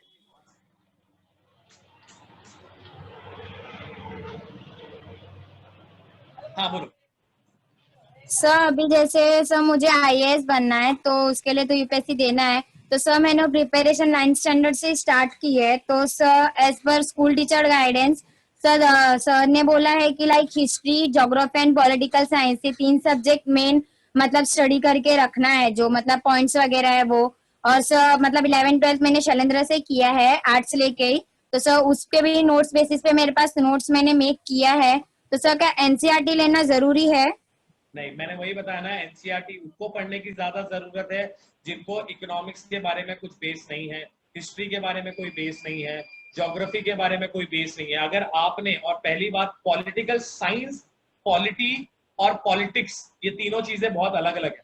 तो यूपीएससी में पॉलिटिकल साइंस नाम का कोई सब्जेक्ट नहीं होता है, पहली चीज है तो ये याद रखो। यूपीएससी में पॉलिटी होता है, इंडियन पॉलिटी, कॉन्स्टिट्यूशन होता है, गवर्नेंस होता है। यूपीएससी में पॉलिटिकल साइंस नहीं होता है। जिसने भी आपको गाइडेंस दिया होगा उसको आप ये गाइडेंस दे दो, जो भी टीचर होगा उसको आप ये गाइडेंस दे दो कि मैम यूपीएससी में पॉलिटिकल साइंस तो होता ही नहीं है, यूपीएससी में इंडियन पॉलिटी होता है, ठीक है। तो इंडियन पॉलिटी होता है और 4 सब्जेक्ट पढ़ने होते हैं जिसको बेसिकली अब पिलर ऑफ यूपीएससी बोलते हैं। जो 4 पिलर पे यूपीएससी कंडक्ट है। बट अगर यूपीएससी एस्पिरेंट या फिर यूपीएससी क्लियर बनने से अगर मुझसे बात करोगे आप, तो मैं एक चीज बोलूंगा, यूपीएससी के 5 पिलर होते हैं, हिस्ट्री, ज्योग्राफी, पॉलिटी, इकोनॉमिक्स, ये 4 सब्जेक्ट हो गया। और जो सबसे ज्यादा वो है, क्या बोलते हैं, जो सबसे ज्यादा इंपॉर्टेंट करता है, दैट इज करंट अफेयर्स, जो कि सब बच्चों के लिए सबसे टफ टास्क होता है। यूपीएससी में अगर आप करंट अफेयर करके 67 क्वेश्चंस आए हैं यूपीएससी 2019 में बेस्ड ऑन करंट अफेयर्स, 67। और 67 का डबल कितना होता है? Can anybody tell me what is the double of 67? 134 134 marks. आज तक यूपीएससी में कभी कट ऑफ गया ही नहीं प्रीलिम्स में, 67 आया है कट प्रीलिम्स। आप सारे सब्जेक्ट छोड़ दो, सिर्फ करंट अफेयर, देश दुनिया में क्या हो रहा है वही आपको पता है ना। तो वही चीज है। अगर मैं इधर किसी से भी पूछूं, कोई यहाँ पे कोई भी बंदा एक सिंपल सा लॉजिक पूछ रहा होगा, कोई अगर बता दे मुझे answer, what is the national sports of India? What is the national sports of hockey. बात बता दो, hockey is not a national sports of India. Chess cricket. अरे भाई पहलवानी कर ले, फिर पहलवानी कर ले। कबड्डी। अब क्या बोलोगे sir? Hockey only. Chess declare नहीं किया। चलो आप ठीक है, हमारा कॉन्फिडेंस डाउनलोड कर रहे हो ताकि हम कंफ्यूज हो जाए सारे ग्रुप में शेयर करता हूँ थोड़ी देर बाद। Okay, listen to me Sagar, listen to me, ठीक है। फुटबॉल कुछ नहीं है, सबकी रिटायरमेंट एज बेटा 60 इयर्स ही होती है। हाँ, तो नेशनल स्पोर्ट्स ऑफ इंडिया फरवरी 2020 में एक ने राइट टू इंफॉर्मेशन के तहत सुप्रीम कोर्ट से क्वेश्चन पूछा था। तो if someone graduate with measures in psychology, हाँ ठीक है, एक सेकंड बताता हूँ, जिल आपके पास आता हूँ। हाँ, तो नेशनल स्पोर्ट्स ऑफ इंडिया के बारे में एक बंदे ने पूछा था सुप्रीम कोर्ट पे, तो उसने एक ही चीज बोला था कि there is no official national sports of a country. अब this is the type of expected questions in UPSC exam. आप लोग 2020 ये सिर्फ डालना, February based on the Supreme Court, what is the national sports of hockey? अब सबसे बड़ा court कौन सा है? सुप्रीम कोर्ट अगर बोल रहा है कि there is no official national sports of a country, तो किसकी मानेंगे? सुप्रीम कोर्ट की मानेंगे ना। सिंपल सा लॉजिक है। तो there is no official national sports of a country. हाँ, तो कौन किसका क्वेश्चन पूछ रहा था बेटा? चार्ट्स ना 99 प्लस हो चुके हैं, तो मैं चार्ट्स नहीं पढ़ पाऊंगा, मुझे अनम्यूट करो और एक एक करके क्वेश्चन पूछो। आई एम ओके, 2 घंटे और चलेगा तो how to start preparation? Time ही टाइम है। हाँ बोलो Shubham. How to start preparation for UPSC? हाँ बोलो। How to start preparation for UPSC? देखो, how to start a preparation for UPSC, if I question you back, how to start a preparation for BMS exams. आप कौन से class में हो Shubham?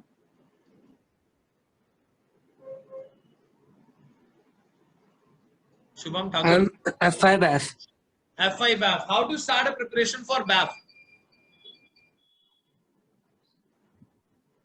Start studying the subject of F5F. Simple सा logic है, आपको study start करनी है। BAF का स्टडी है, यूपीएससी का स्टडी है, दोनों में पढ़ना ही है, दोनों में सब्जेक्ट्स वही है। थोड़े मतलब सब्जेक्ट्स अलग अलग है, BAF के सब्जेक्ट और यूपीएससी के सब्जेक्ट्स आर्ट से रिलेटेड है यूपीएससी में, बट आप कोई भी सब्जेक्ट पढ़ो, कोई भी थीम पढ़ो, किसी के बारे में भी पढ़ो, आप सिंपली बुक्स उठाओ और पढ़ना चालू कर दो। सबसे पहले यूपीएससी में अगर पढ़ना है तो करंट अफेयर्स पे बहुत अच्छी पकड़ बनानी पड़ेगी। ऑनेस्टली एक आंसर याद रख लो कि यूपीएससी में अगर करंट अफेयर में पकड़ है तो आप यूपीएससी का प्रीलिम्स या मेंस का इंटरव्यू आप सब चीजें आसानी से क्लियर कर लोगे, बिकॉज प्रीलिम्स और मेंस आपकी नॉलेज टेस्टिंग है, इंटरव्यू नॉलेज टेस्टिंग नहीं है, क्योंकि जो इंटरव्यूअर्स है उसको पता है इस बंदे के पास नॉलेज है, इसलिए यूपीएससी जैसा एग्जाम का प्रीलिम्स और मेंस क्लियर करके मेरे सामने बैठा हुआ है। अगर नॉलेज नहीं है तो यहाँ ऐसे कोई आयरा गरा सत्तू कोई ये छपरी इंसान यहाँ के नहीं बैठा हुआ है, उसके पास नॉलेज है इसलिए वहां पे इंटरव्यू में बैठा हुआ है। तो इंटरव्यू में उसने सीधा क्वेश्चन यही पूछ लिया कि बेटा व्हाट इज योर थॉट, क्यों? क्योंकि अगर एक आईएएस ऑफिसर चाहे तो कुछ भी कर सकता है, उसको गलत करना चाहे तो कुछ भी कर सकता है।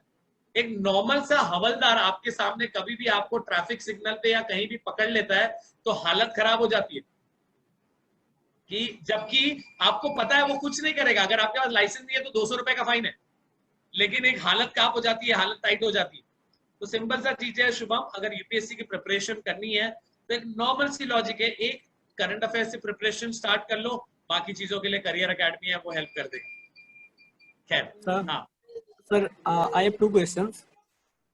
So, my first question is, I have chosen, I have decided to take my optional as account. Means मेरे को अकाउंट मैंने डिसाइड कर लिया, तो उसमें मैं स्कोर कर सकता हूँ। माइक ऊपर लो ना कन्हैया, तुम्हारा माइक थोड़ा ऊपर लो ताकि मुझे आवाज बहुत कम आए। Okay sir. सर मैंने डिसाइड कर लिया वैसे ऑलमोस्ट कि मैं अपना ऑप्शनल अकाउंट ही लेने वाला हूँ, तो अकाउंट बेटर है या नहीं है, स्कोर कर सकते हैं या नहीं कर सकते? अकाउंट से लेके बहुत सारे लोग यूपीएससी क्लियर कर सकते हैं, ऐसा कुछ नहीं है अकाउंट से आप स्कोर नहीं कर सकते, लेकिन एक चीज है समझो कि अगर उस सब्जेक्ट पे आपकी पकड़ अच्छी है, अकाउंट्स हो या कोई, जैसे मेरा इकोनॉमिक्स था, बहुत लोग बोलते हैं कि शुभम तुमने इकोनॉमिक्स लेके गलत कर दिया, सोशियोलॉजी लेते तो क्लियर कर लेते, आज टॉप 100 में तुम्हारा नाम होता। लेकिन मुझे पता है कि मुझे सोशियोलॉजी में इंटरेस्ट नहीं है, होता है ना, सबको अपनी अपनी सब्जेक्ट्स में इंटरेस्ट होता है। यूपीएससी में स्कोर आप कर सकते हो, लेकिन जो सोशियोलॉजी लोग इसीलिए लेते हैं क्योंकि वो स्कोरिंग सब्जेक्ट है। Society day to day life में आप देख रहे हो, अकाउंट्स आप डे टू डे 10 अकाउंटेंट के साथ आप डेली बैठ नहीं रहे हो। Sociology is what, question based on society, तो सोसाइटी को आप daily Mayur I get back to banking sector भी बता देता हूँ, I get back to in 2 minutes. मैं केयूर का कन्हैया का क्लियर कर दूं, गेट बैक टू। हाँ, तो यूपीएससी में अकाउंट्स लो, लॉ ले लो, कोई भी सब्जेक्ट ले लो, अगर आपकी कमांड उस पर बहुत अच्छी है तो आप कोई भी एग्जाम सुकून से क्लियर कर सकते हो, दैट्स उसमें कोई इशू नहीं है। Sir I have second doubt, give me 1 minute, Kanhaiya का क्लियर हो जाए। हाँ ओके कन्हैया सर। ऐसे जनरल कैटेगरी जैसे बोल रहे थे, ओके सर, जनरल कैटेगरी में हम लोग को 6 अटेम्प्ट मिलते हैं। ओके, तो सपोज मैंने प्री क्लियर कर लिया और मेंस में क्लियर नहीं कर पाया। अरे बाबा माइक ऑफ कर दो, नको तो सर काय माइक ऑफ करो, Participants, please switch. Mute yourself. Kanhaiya 1 second. IND. Sir, रेशा give me 2 minutes and I'm talking. All of you mute yourself. हाँ कन्हैया बोलो। I cleared pre and not able to clear mains.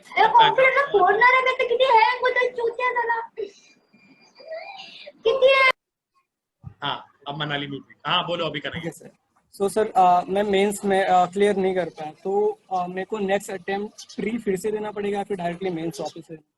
अगर आप prelims clear करते हो 2018 में I clear my prelims, I clear my mains, मैंने interview join किया, interview में 3 मार्क्स से रिजेक्शन हुआ, 861 वाज द कट ऑफ, मुझे 858 मार्क्स मिले थे, 3 मार्क्स से मेरा रिजेक्शन हुआ इन 2018 यूपीएससी अटेम्प्ट, लेकिन 2019 में I have to start my journey with prelims only. अब मैंने प्रीलिम्स से ही जर्नी स्टार्ट की थी, लेकिन इस साल से मतलब 2019 से मोदी गवर्नमेंट ने एक चीज बोली है कि अगर आप प्रीलिम्स मेंस क्लियर करते हैं तो आपको कोई ना कोई सेंट्रल गवर्नमेंट की नौकरी मिलेगी, ये फैक्ट है। ओके सर, तो आपने प्रीलिम्स क्लियर किया, मेंस क्लियर किया और इंटरव्यू में नहीं हुआ, तो आपके अटेम्प्ट्स कितने काउंट हुए थे? आप प्रीलिम्स भी अगर फेल होते हैं ना, प्रीलिम्स में दोनों सब्जेक्ट देके भी अगर आप स्कोर नहीं करते तो आपका एक अटेम्प्ट काउंट होता है। बट सर आपके केस में आपने प्रीलिम्स और मेंस क्लियर किया था बट आप इंटरव्यू नहीं कर पाए थे, तो आपके कितने अटेम्प्ट्स काउंट हुए थे? मेरा ये सेकंड अटेम्प्ट में मेरा क्लियर हुआ। मींस जो आप क्लियर कर लेते हैं वो अटेम्प्ट काउंट नहीं होता? होता है। मेरा पहला अटेम्प्ट वो था और सेकंड अटेम्प्ट 2019। 2018 में साल भर में एक ही बार एग्जाम होता है यूपीएससी का। ओके सर, 2018 में मैंने फर्स्ट अटेम्प्ट दिया, नहीं हुआ, चाहे इंटरव्यू हो चाहे प्रीलिम्स ही ना हो, वो काउंट होगा फर्स्ट। फिर 2019 में मैंने सेकंड अटेम्प्ट में क्लियर किया। अब 2023 में मैं वापस दूंगा फॉर टॉप 100 आईएएस आईपीएस के लिए, क्योंकि आईएएस आईपीएस 482 में मिलेगा नहीं। सर आपको इस पर क्या मिला है? रेलवे अकाउंटेंट, जो कि मतलब नहीं है। ऑलरेडी जीएसटी इंस्पेक्टर की 75,000 की नौकरी है, क्यों 40,000 में जाऊं? 23 साल का तो हूँ, 23 का हूं मैं, 24 हो जाऊंगा अक्टूबर में, तो अभी टाइम, तो अभी 23 का ही हूँ, तो कौन सी मेरी एज जा रही है? मेरे पास 8 अटेम्प्ट है, ओबीसी में आता हूँ, ओबीसी नहीं भी डाला हूँ तो भी 6 अटेम्प्ट है और 4 अटेम्प्ट बचा है, तो 23 में दूंगा, थोड़ा और अच्छे से प्रिपरेशन करके। Sir what is the work of IND? IND full form बताओ, आईएनडी का वर्क क्या होता है? Indian narcotics department. हाँ, इंडियन नार्कोटिक्स डिपार्टमेंट। अच्छा, नार्कोटिक्स बेटा, ड्रग टेस्ट, डोप टेस्ट, ये सारी चीजें। यस अगर क्या बोल रहे हो? नहीं सर, डोप टेस्ट में ज्वाइन होने के लिए क्या प्रिपरेशन करना पड़ता है? गांजा, कोकेन, ये जो सब नाम होते हैं वो सब जो अगर आप सप्लाई कर रहे हो विच इज इलीगल। वेप्स के बारे में आईएनडी बहुत ज्यादा फेमस हुई थी, आईएनडी उतना ज्यादा फेमस नहीं हुई थी। वेप करके एक ड्रग्स होता था, it's just like a electric cigarette, वो लोग कहीं पे भी बैठ के पीने लगते थे, उसके वजह से आईएनडी बहुत हिट हुआ, उसके वजह से आईएनडी कमीशन बनाई गई, एक अलग से नार्कोटिक्स डिपार्टमेंट बनाया गया, उसके वजह से नार्कोटिक्स डिपार्टमेंट यही चल लोगों की ट्रैक्स करती है, नार्कोटिक्स का काम ही यही है। सर आप कॉलेज में लेक्चर्स कंडक्ट करते हो? हाँ बेटा करते हैं, लेकिन कोविड में अभी सबको कोरोना के डर से कॉलेज नहीं आ रहे, वरना आप कॉलेज में आते हैं। कॉलेज में हमारे बैच भी चलते थे अप्रोक्सीमेटली 100 स्टूडेंट्स के, मतलब 50-50 के 2 बैचेस चलते थे। सर आपका क्लास ज्वाइन करेंगे तो कोई एक्स्ट्रा चार्जेस है? हाँ बेटा एक्स्ट्रा चार्जेस है, फ्री में करूंगा तो यहाँ के इलेक्ट्रिसिटी बिल कैसे दूंगा, रेंट कैसे दूंगा, थोड़े चार्जेस हैं, बट बाकी क्लासेस से ऐसा 3,27,000 या लाखों रुपए खर्च नहीं होते हैं, वो थाउजेंड्स में हो जाता है। I'll share you the contact number, you can talk to my assistant and my telecaller, वो आप लोग को गाइड कर देंगे। आपको कुछ भी डाउट है तो मैं भी आप लोगों से पर्सनली बात कर सकता हूँ ऑन कॉन्टैक्ट कॉल पे। So what do you recommend as? Sir, can you suggest me what should I do after BAF in accounting sector to get bright future? CA बेटा, अकाउंटिंग सेक्टर में आप bright future, भाई मुझे नहीं पता honestly, मैं government sector बता सकता हूँ, अकाउंटिंग सेक्टर में क्या कर सकते हो वो मुझे नहीं पता। Sir, actually I'm not interested in CA, CS, MBA, law. So can you suggest me another? बेटा गवर्नमेंट जॉब में करना चाहो तो गवर्नमेंट जॉब के बारे में जो भी पूछना चाहोगे तो मैं बता सकता हूँ। नहीं सर, एक्सेप्ट गवर्नमेंट जॉब, मुझे वो भी नहीं करना। बेटा मुझे कोई आइडिया नहीं है, क्योंकि मैं गवर्नमेंट जॉब मुझे अच्छा लगता है, उसके अलावा कभी कुछ सोचा ही नहीं, और गवर्नमेंट जॉब के बारे में सब लोग मरते हैं, तो गवर्नमेंट जॉब मिल गई उसके बारे में कभी कुछ सोचा ही नहीं। सर मैं किसको कांटेक्ट करूँ? सर मैं किसको कांटेक्ट करूँ और जानकारी जानने के लिए? सर आपको गाइड कर देंगे। Sir can you just repeat? Resha, you can ask me. I am your class teacher also. But first of all, I would like to know from you. You try to search your area of interest. Okay. Just you have chosen BAF. It does not mean कि accounting के अलावा etc. We can have a meet, and we are there in career guidance, and we can contact Shubham sir and his assistant and other student. You just try to find out your area of interest. That will lead you to the best position and achievements. Okay, sir, एक defence second, कैसे join कर बहुत सकते time हैं? से मुझे banking sector के बारे में पूछ रहा है, मैं बैंकिंग सेक्टर के बारे में बता देता हूँ। देखा, बैंकिंग सेक्टर में ना एक सिर्फ मैं 2 एग्जाम्स बताता हूँ। एक SBI एग्जाम लेती है, state Bank of India. Like current affairs. Give me 1 minute. State Bank of India एक एग्जाम लेती है, और एक एग्जाम की अगर मैं बात करूं तो एक एग्जाम लेती है वो IBPS। IBPS क्या है? जैसे Allahabad bank, Canara bank, union bank, bank of Baroda, ये सब क्या है? This also a government bank. But क्या होता था, जैसे मैंने बैंक ऑफ बड़ौदा में, मेरे को बैंक ऑफ बड़ौदा में जॉब मिल जाए या यूनियन बैंक में मिल जाए, किसी भी सेक्टर में जॉब मिल जाए, मैं कोई भी सेक्टर ज्वाइन कर लेता था। लेकिन मैं सिर्फ और सिर्फ बैंक ऑफ बड़ौदा का एग्जाम क्यों दूं? तो बैंक ऑफ बड़ौदा का भी एग्जाम एक दिन हो गया और उसी दिन पे यूनियन बैंक का भी एग्जाम हो गया। तो मेरे साथ क्या प्रॉब्लम होती थी कि मैं एग्जाम कौन सा दूं, मैं बैंक ऑफ बड़ौदा दूं या इसमें दूं? और एग्जाम की फीस 100 रुपए लगती है। तो आप बोलोगे कि सर 100 रुपए कौन सी बड़ी बात है, 100 रुपए तो मैं वड़ा पाव और चाय पी के खत्म कर देता हूँ। मैं ऑनेस्टली बोलूं, मैं एक लोगों की बात नहीं कर रहा हूँ। एक साल अप्लाई करने वाले अगर मैं सिर्फ 10,000 की बात करूं तो 10,000 into 100 कितना होता है? Can anybody tell me? 10,000 into 100 10 lakh रुपए होते हैं। 10 लाख 10 लाख रुपए, और 10 लाख रुपए छोटी मोटी अमाउंट नहीं है। और हर साल 10,000 लोग अप्लाई भी नहीं करते हैं, ज्यादा अप्लाई करते हैं। और बैंकिंग की फीस है बेटा 500 रुपए। तो 500 रुपए ना गवर्नमेंट को फुकट फायदे हो रहे थे। और फुकट फायदे तो गवर्नमेंट के नजर में आ जाते हैं कि ये बैंक ऑफ बड़ौदा फुकट 10-20 लाख रुपए। तो बैंक वाले क्या करते थे, हर 2 महीने में एग्जाम निकालते रहते थे। तो गवर्नमेंट का नजर आ गया ये फुकट 10-10 लाख 20-20 लाख रुपए कमा रहे हैं कि लोगों को जॉब चाहिए। और आपके एक के जेब से 500 रुपए जाना किसी को बुरा नहीं लगता, लेकिन वो 500 लोगों को 10,000 लोगों को मिला दिया तो 50 लाख तो जो सामने वाला है उसको बहुत अच्छा लग गया। और अल्टीमेटली क्या होगा, वो 10 लोगों को जॉब दे देगा। और वैसे भी ब्रांचेस है तो जॉब तो देना ही है, फुकट पैसे आ गए। और इतने लोगों के पैसे मिला के उनको सैलरी देता था रिटायरमेंट तक, और बाकी जो इनकम होते थे बैंक के फायदे होते थे। तो 2014 से गवर्नमेंट ने ये चीजें चेन बना दी कि आपको जितने भी एग्जाम्स लेने हैं except State Bank of India, वो लोग क्या करोगे, वो लोग आप IBPS institute of banking personnel selection, आप उनके एग्जाम दे। CT एग्जाम्स के बारे में बताता हूँ गंगा। हाँ, institute of banking personnel selection, आप इसका एग्जाम दे सकते हो। ये एग्जाम से क्या होता है, इसमें Allahabad bank, Canara bank, union bank, जितने भी गवर्नमेंट नेशनलाइज्ड बैंक है, प्राइवेट बैंक की बात नहीं कर रहा हूँ, जितने भी नेशनलाइज्ड बैंक है वो इसमें आते हैं। वो लोग अपना एग्जाम, मतलब सारी चीजें वो एग्जाम लेते हैं, और जिसको जितने मैनेजर्स चाहिए वो दे देते हैं। अब बात करता हूँ कितने एग्जाम्स होते हैं। बैंकिंग सेक्टर में ना आपको 2 एग्जाम देने हैं और टोटल सब्जेक्ट्स हैं 3, मैथ्स, रीजनिंग, इंग्लिश और थोड़ा सा current affair based on economics. बाकी UPSC वालों को ना बहुत ज्यादा करंट अफेयर पढ़ना पड़ता है, बैंकिंग वालों को कम करंट अफेयर पढ़ना पड़ता है। तो थोड़ा कम करंट अफेयर पढ़ा और नॉर्मल सी चीजें पढ़नी है, रीजनिंग, मैथ्स, इंग्लिश। मतलब UPSC का जो CSAT आप पढ़ रहे हैं, उन CSAT एग्जाम से आप पूरा का पूरा बैंकिंग एग्जाम क्लियर कर सकते हैं। ठीक है, वो एग्जाम क्लियर किया तो उसमें होता है प्रीलिम्स और मेंस, दैट्स इट। प्रीलिम्स दिया आप पास हुए, मेंस दिया पास हुए। तो उसके बाद आपको पोस्टिंग कैसे मिलती है, बैंकिंग सेक्टर में होता है एक PO का एग्जाम होता है जिसको हम बोलते हैं प्रोबेशनरी ऑफिसर। प्रोबेशन का मतलब क्या होता है, एक ट्रेनिंग पीरियड। तो बैंक का अगर आपको मैनेजर बनना है तो मैनेजर मैं ऐसे ही बना दूं, और एक बैंक में आप 10-20 हजार रुपए आप ट्रांजेक्शन करते हैं और ऐसे 100 लोग आते। आप अगले दिन बैंक के सारे पैसा लेके दुबई भाग गए, विजय माल्या, नीरव मोदी, इन लोग का नाम ले लें, इन लोग का नाम क्या किए, बैंक सेक्टर्स में इन्होंने क्राइम्स कर रखा है, भाग गए। और इंडियन गवर्नमेंट के हिसाब से बात करूं तो आप यहां से चोरी करके आप बिहार चले जाओ तो बिहार गवर्नमेंट से परमिशन लेना पड़ेगा कि क्या चीजें करनी है। CBI जांच ऑन करंट इश्यूज बात करता हूं जो कि हर एक के जमा पे है।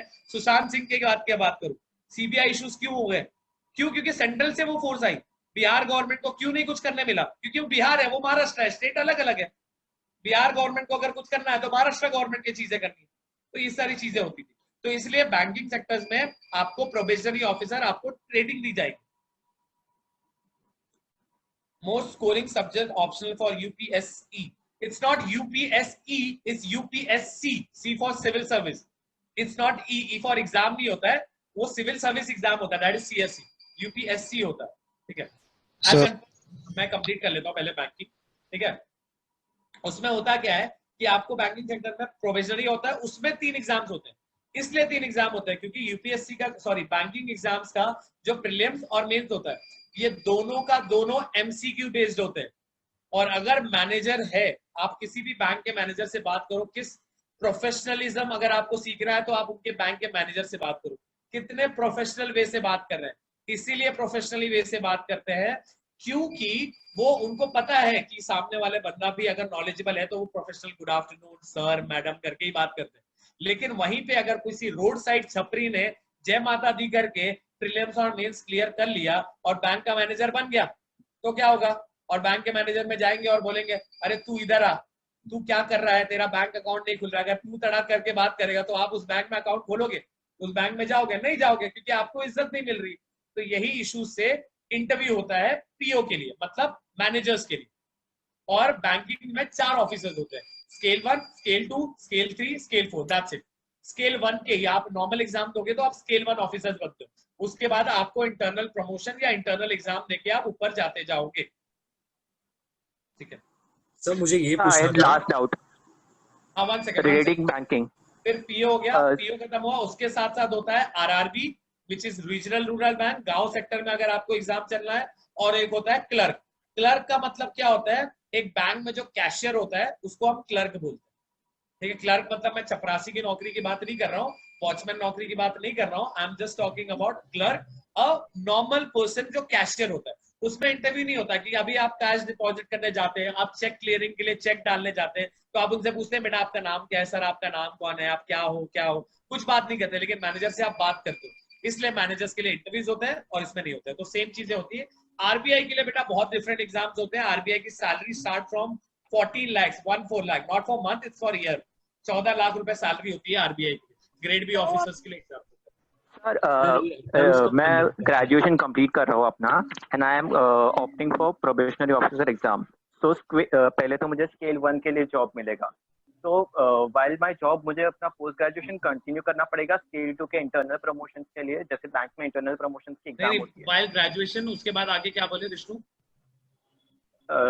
हिरेन सर, हिरेन बोलो। मुझे सपोज मैंने ग्रेजुएशन कंप्लीट किया, मैंने प्रोबेशनरी ऑफिसर का एग्जाम दिया, and then I got a job in bank. ठीक है, फिर मुझे स्केल 2 पे जाना है, so I have to clear internal promotion exam, जो भी बैंक निकालती है उनके प्रमोशन के लिए, इंटरनल प्रमोशन के लिए।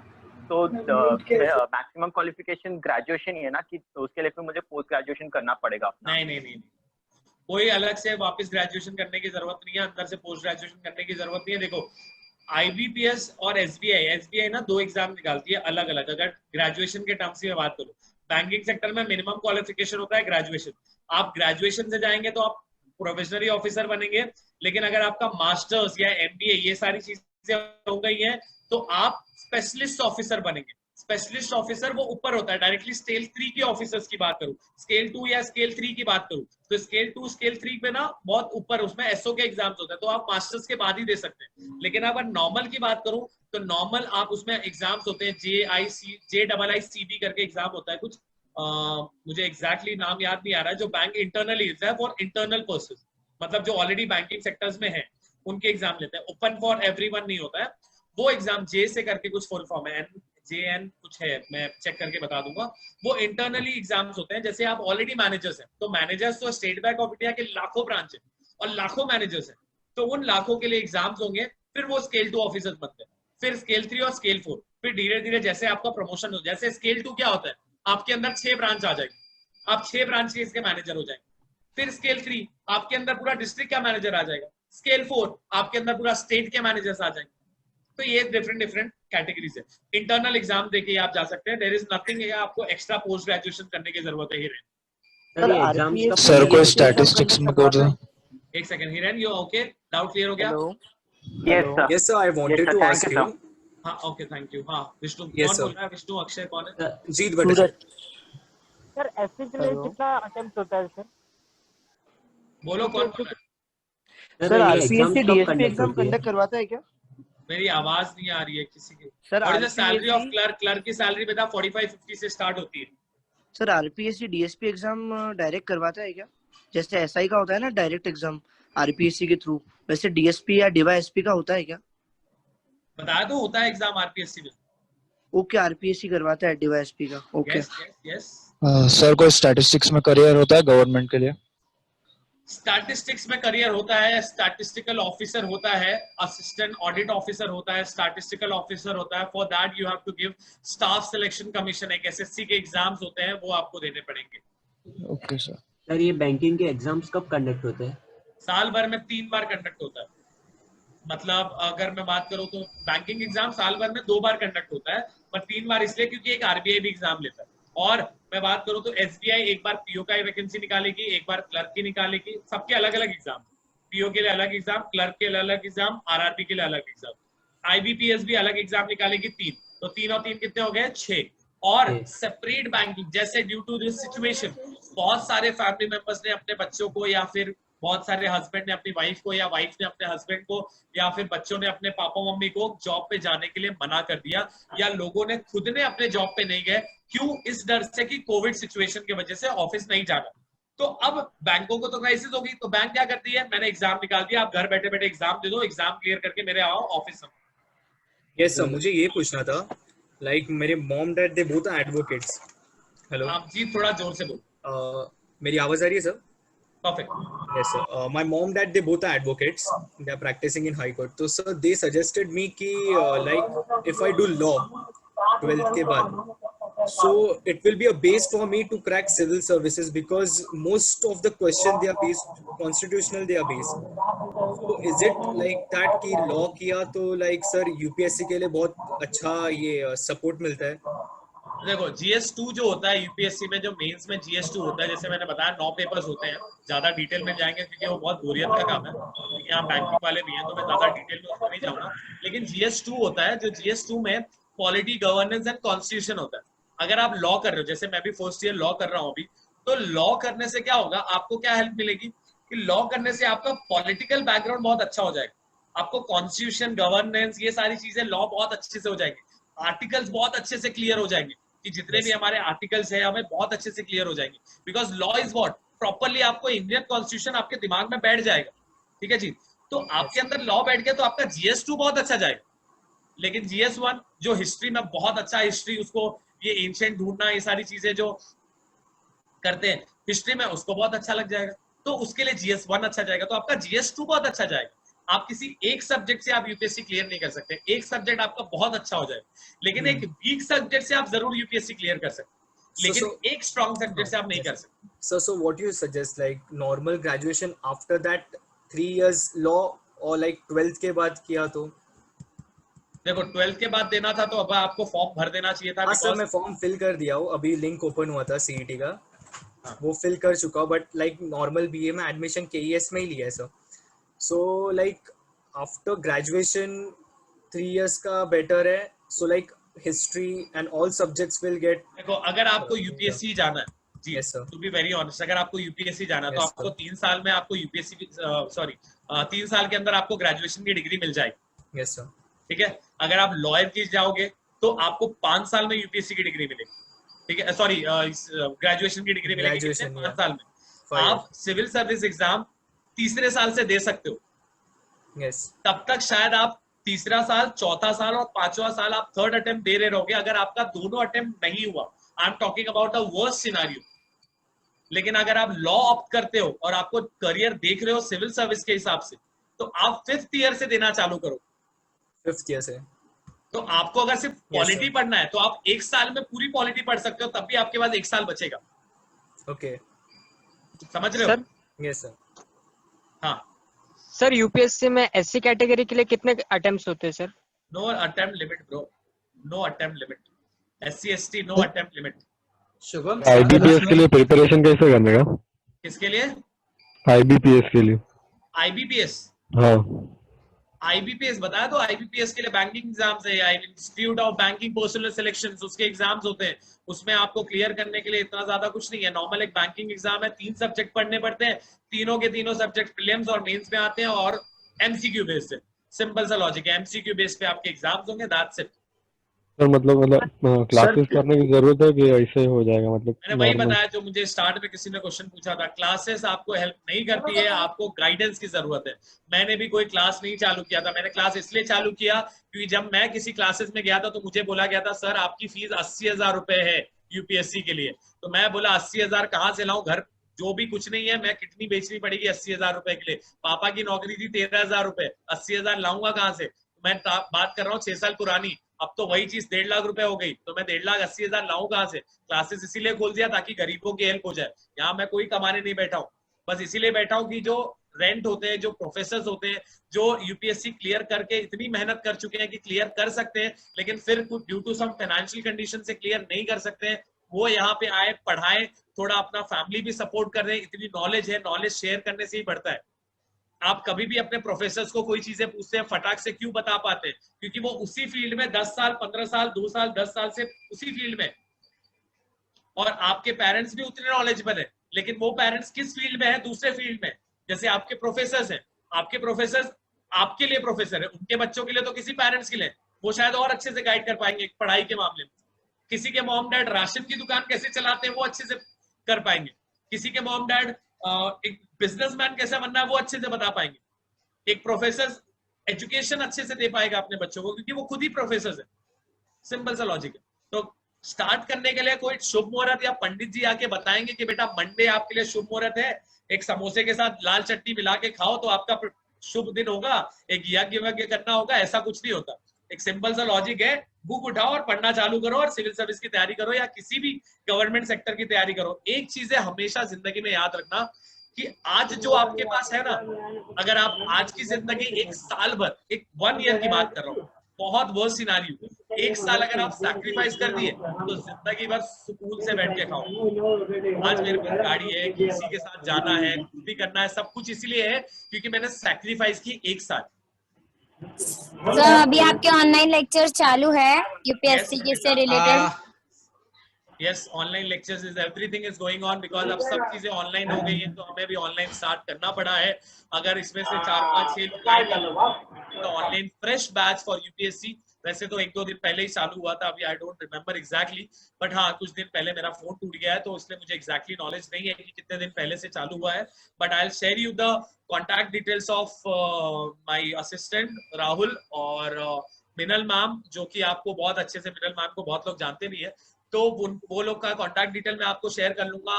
वो लोग से आप अच्छे से कॉन्टैक्ट में आप बात कर सकते हो कि what is the fees structure, what is the सारी चीजें। बट इतना चीजें हैं कि आपको कोई लाखों या 50,000 रुपए खर्च नहीं करने हैं, उतना महंगा क्लास नहीं है। And there is also installment service, there is scholarship, बहुत सारी चीजें मैं करता रहता हूँ। आपके क्लासेस का नाम क्या है? Career academy. आप ब्रोशर थोड़ा अच्छे से पढ़ लेते तो उसमें मेरे क्लासेस का लोगो एंड नाम भी लिखा था। डिफेंस के लिए क्या गाइडेंस दे सकते हैं आप? डिफेंस के लिए बेटा देखो, डिफेंस में जाने के लिए ना 2 ही ऑप्शन है, आइदर एनडीए आइदर सीडीएस। आप साइंस बैकग्राउंड से हो या नॉर्मल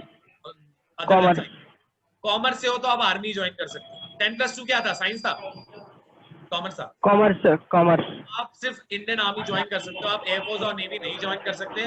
आर्मी में जाने के लिए आप एनसीसी स्पेशल एंट्री से जा सकते हो, ठीक है, सीडीएस के थ्रू जा सकते हो, और तीसरा आप आर्मी भर्ती है जो निकलती है उसमें जा सकते हो। और हेलो, नहीं सर मुझे एनसीसी का नॉलेज और आर्मी डायरेक्ट भर्ती का तो मुझे पता है, लेकिन सीडीएस के बारे में मुझे कुछ नॉलेज नहीं है। तो I share you my assistant contact details. CDS के बारे में एग्जाम होता है, प्रीलिम्स मेंस, इंटरव्यू नहीं होता है, प्रीलिम्स मेंस होता है, वो 2 एग्जाम्स होते हैं बेस्ड ऑन एमसीक्यू, वो एग्जाम देना, दैट्स इट, और कुछ नहीं होता। Shubham sir, I also have one doubt.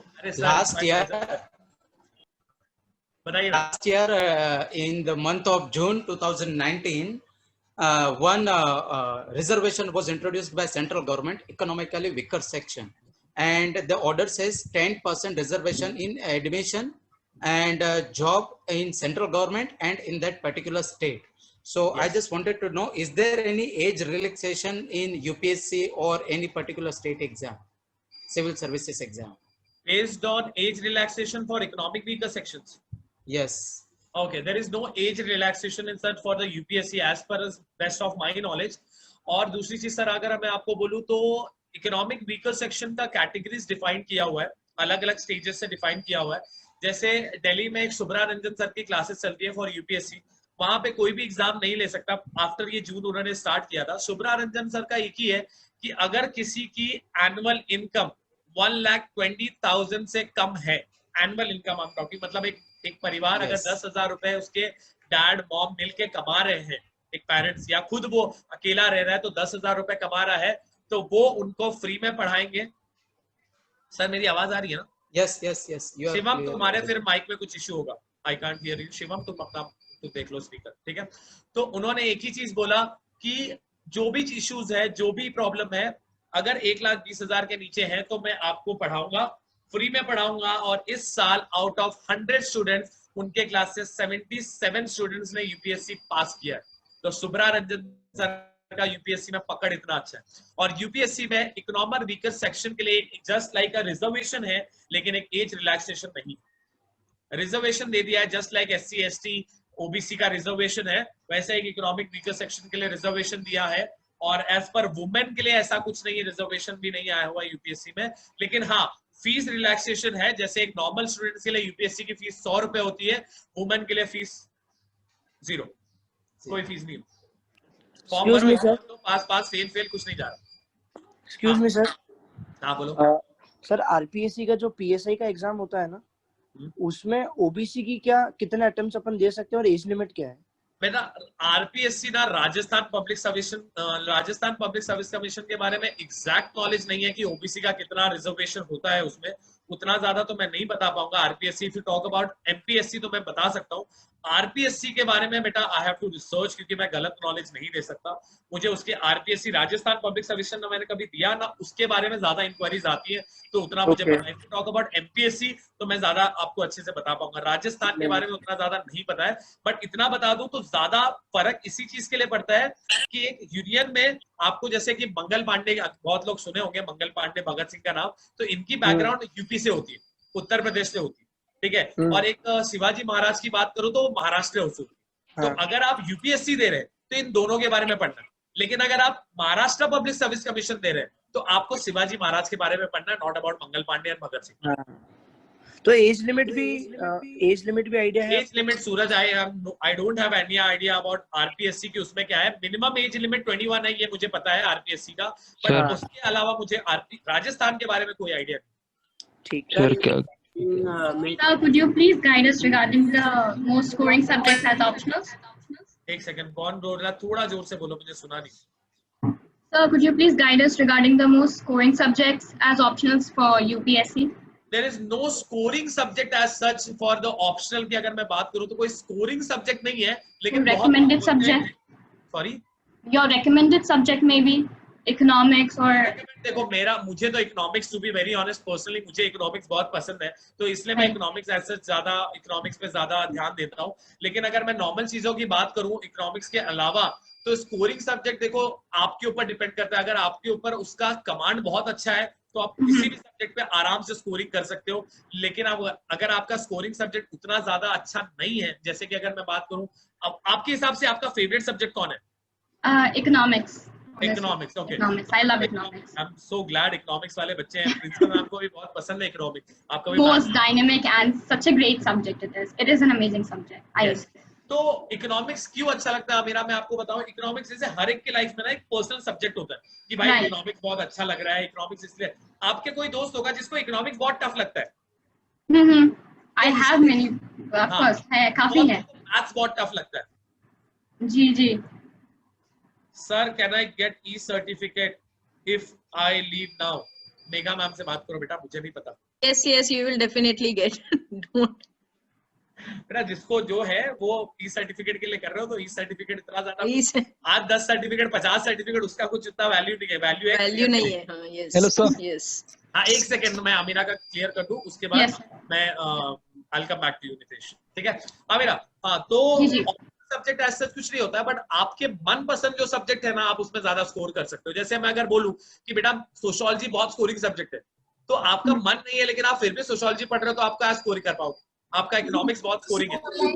जैसे like sir even parents suggest कि मे बी हिस्ट्री लो एंड सोशियोलॉजी लो, these are kind of scoring subject, because शायद सुना है लोगों से, तो इसीलिए अभी भी उसमें डाउट में है, कॉन्फ्लिक्ट में है कि which one shall I continue with, और फोकस ज्यादा किस में रखना चाहिए एज एन ऑप्शन। तो वही मैं बोल रहा हूँ अमीरा कि एक ही ऑप्शन है कि पवन, एक मिनट माइक ऑफ करो। हाँ मेरा तो एक ही चीज है कि पेरेंट्स जैसे बोल रहे हैं हिस्ट्री लो सोशियोलॉजी लो, इसलिए है ना जैसे हिस्ट्री है, हमें थोड़ा बहुत बैकग्राउंड है, सोशियोलॉजी है, हमें थोड़ा बहुत बैकग्राउंड है, हम प्रैक्टिकली चीजें देखते हैं। इकोनॉमिक्स के बिना देश नहीं चल सकता, लेकिन बहुत कम लोग इकोनॉमिक्स को एज इन देखते हैं कि भाई इकोनॉमिक्स को चीजें होती है, इकोनॉमिक्स क्या है चीजें। इकोनॉमिक्स प्रैक्टिकली ज्यादा लोग बोलते हैं इकोनॉमिक्स क्या है, बहुत बोरिंग सब्जेक्ट है, क्या डिमांड सप्लाई कर करके तो पूरा इकोनॉमिक्स खत्म हो जाता है। Demand and ends with supply खत्म हो जाता है, हर एक चीज में डिमांड सप्लाई घुसा देते हैं। तो यही चीजें होती है। Economics is a scoring subject, अगर मैं बोलूं तो इकोनॉमिक्स बहुत स्कोरिंग सब्जेक्ट है, लेकिन अगर आपका इंटरेस्ट है इकोनॉमिक्स में तो ही आप इकोनॉमिक्स लो, वरना जो आपको मनपसंद है ऐसा कुछ नहीं है। सर जैसे आई हर्ड मैनी पीपल से जो कहते हैं कि कुछ सब्जेक्ट है जिसमें काफी लिखना होता है, so it might not be very easy, काफी मगिंग अप है कुछ subjects, and then they say economics में it's like just point to point, I mean very different opinions we get. So as per you, what might be the right opinion? किस तरह से हमें subject को choose करना चाहिए? Just as a liking, maybe. की बात करो तो देखो यूपीएससी में जो क्वेश्चन आता है उसमें लिखा रहता है right the answer in 250 words. तो आपको बहुत लिखना तो है नहीं, आपको 250 वर्ड्स में ही आपका सारी चीजें करने। तो कोई अगर बोलता है कि बहुत लिखना पड़ता है तो ऐसा कुछ है नहीं, आपको 250 वर्ड्स में आपको ऑप्शनल हो, नॉर्मल जीएस का पेपर हो या कोई भी चीजें हो, 250 वर्ड्स के अंदर आपको सारी चीजें खत्म करनी होगी। Sir. Thank you, sir. Thank you. Sir, can you tell anything about NET exams? Attempt limit है क्या? May I when are your joining? No, sir. Exams में तो अटेम्प्ट लिमिट है। 1 minute everyone, Jinal and Alistair, I'll get back to you. I'm talking to Amira right now. हाँ अमीरा बोलो। नहीं आप बोल रहे थे sir, I couldn't hear you. हाँ मैंने ये बोला कि 250 वर्ड्स में लिखना पड़ता है यूपीएससी का एग्जाम, एग्जाम लिखना पड़ता है वो 250 वर्ड्स में लिखना होता है। लेकिन अगर मैं मेरा सजेशन की बात करूँ तो ऑप्शनल वो सब्जेक्ट लेना चाहिए। सागर माइक ऑफ करो, तुम सुबह से सारे पेरेंट्स को बताते बैठ रहे हो कि ये सेमिनार है, ये है, माइक ऑफ करके बैठो। सागर परमार। हाँ तो आमीना देखो, जो ऑप्शनल सब्जेक्ट की अगर मैं बात करूँ तो ऑप्शनल सब्जेक्ट आपके हिसाब से अगर मैं बोलूं तो ऑप्शनल सब्जेक्ट वही होता है, जैसे कि मैं इकोनॉमिक्स की बात करूं तो ऑप्शनल आप पढ़ रहे हो और आपको वो जीएस 3 में काम भी आएगा। पॉलिटी की बात करूं, पॉलिटी भी पढ़ रहे हो, इंडियन एडमिनिस्ट्रेटिव होता है, तो अगर आप उसकी बात कर रहे हो पब्लिक एडमिनिस्ट्रेटिव पबैट होता है ऑप्शन। अगर आप वो पढ़ रहे हो तो आपको पॉलिटी के सेकंड जीएस 2 में भी काम आएगा। अगर आप हिस्ट्री ले रहे हो तो आपको जीएस 1 में भी काम आएगा। ज्योग्राफी ले रहे हो तो आपको जीएस 1 में भी काम आएगा। तो ये सारी चीजें आप ऑप्शनल बोलो कि आपको कोई एक्स्ट्रा चीजें नहीं, ऑलरेडी यूपीएससी की पढ़ाई इतनी ज्यादा है तो हमें और ज्यादा बर्डन नहीं लेनी हो। जी जी ठीक है, तो ऑप्शनल वो सिलेक्ट करो। बाकी पर्सनली एक मॉक टेस्ट होते हैं, जैसे कि अगर मैं लोगों को अगर बताता हूँ तो मैं मॉक टेस्ट लेता हूँ। मॉक टेस्ट से मैं लोगों के बारे में देखता हूँ कि उसको किस सब्जेक्ट में ज्यादा नॉलेज है। तो अगर जिसको ज्यादा नॉलेज है फिर मैं उसको बोलता हूँ कि बेटा टेक दिस ऑप्शन। सर ये एग्जाम में कोई अटेम्प्ट लिमिट है क्या? बैंकिंग एग्जाम में कोई अटेम्प्ट लिमिट है? थोड़ा दूर से। सर आपका क्लासेस कब से स्टार्ट हो रहा है? क्लासेस बेटा ऑलरेडी स्टार्ट होते रहते हैं, जैसे 4-5 बच्चे आते हैं मैं स्टार्ट कर देता हूँ। 5 बच्चे से ही बात स्टार्ट कर देता हूँ, बिकॉज एक साथ 100 लोगों को अगर मैं ऑनलाइन पढ़ाऊंगा तो मेरा पर्सनल अटेंशन जाता नहीं। तो मैं धीरे धीरे सिर्फ 4-5 बच्चे आए तो I start with the classes. मैं ज्यादा बच्चों को 100 बच्चे को स्टार्ट नहीं करता। excuse me everyone please mute yourself. We are running out of time. It was very interesting question answer session and very informative and insightful. Don't worry about your worries and question answers. Don't worry, we are here to solve your queries, doubts. We are here to guide you. The problem is we are running out of time because we have scheduled meeting accordingly. It will automatically get logged out, yes. Which we don't want. We want to give credit to Shubham sir and other participants and the other students because of your cooperation, your participation. Your efforts, we have done this event successfully. So before we get log out of the session, let us complete certain formalities, and don't worry, participants, students, we will give you the contact details of the assistants of the Shubham sir and from his academic classes or whatever. So your queries and doubts will be taken care of by their assistants. Okay, so don't feel offended, please. Only thing I want to say is just see the difference between. I would like to compare myself with Shubham sir in the context of opportunity. just see the difference. When I was doing my graduation, before graduation, I was a dropout student.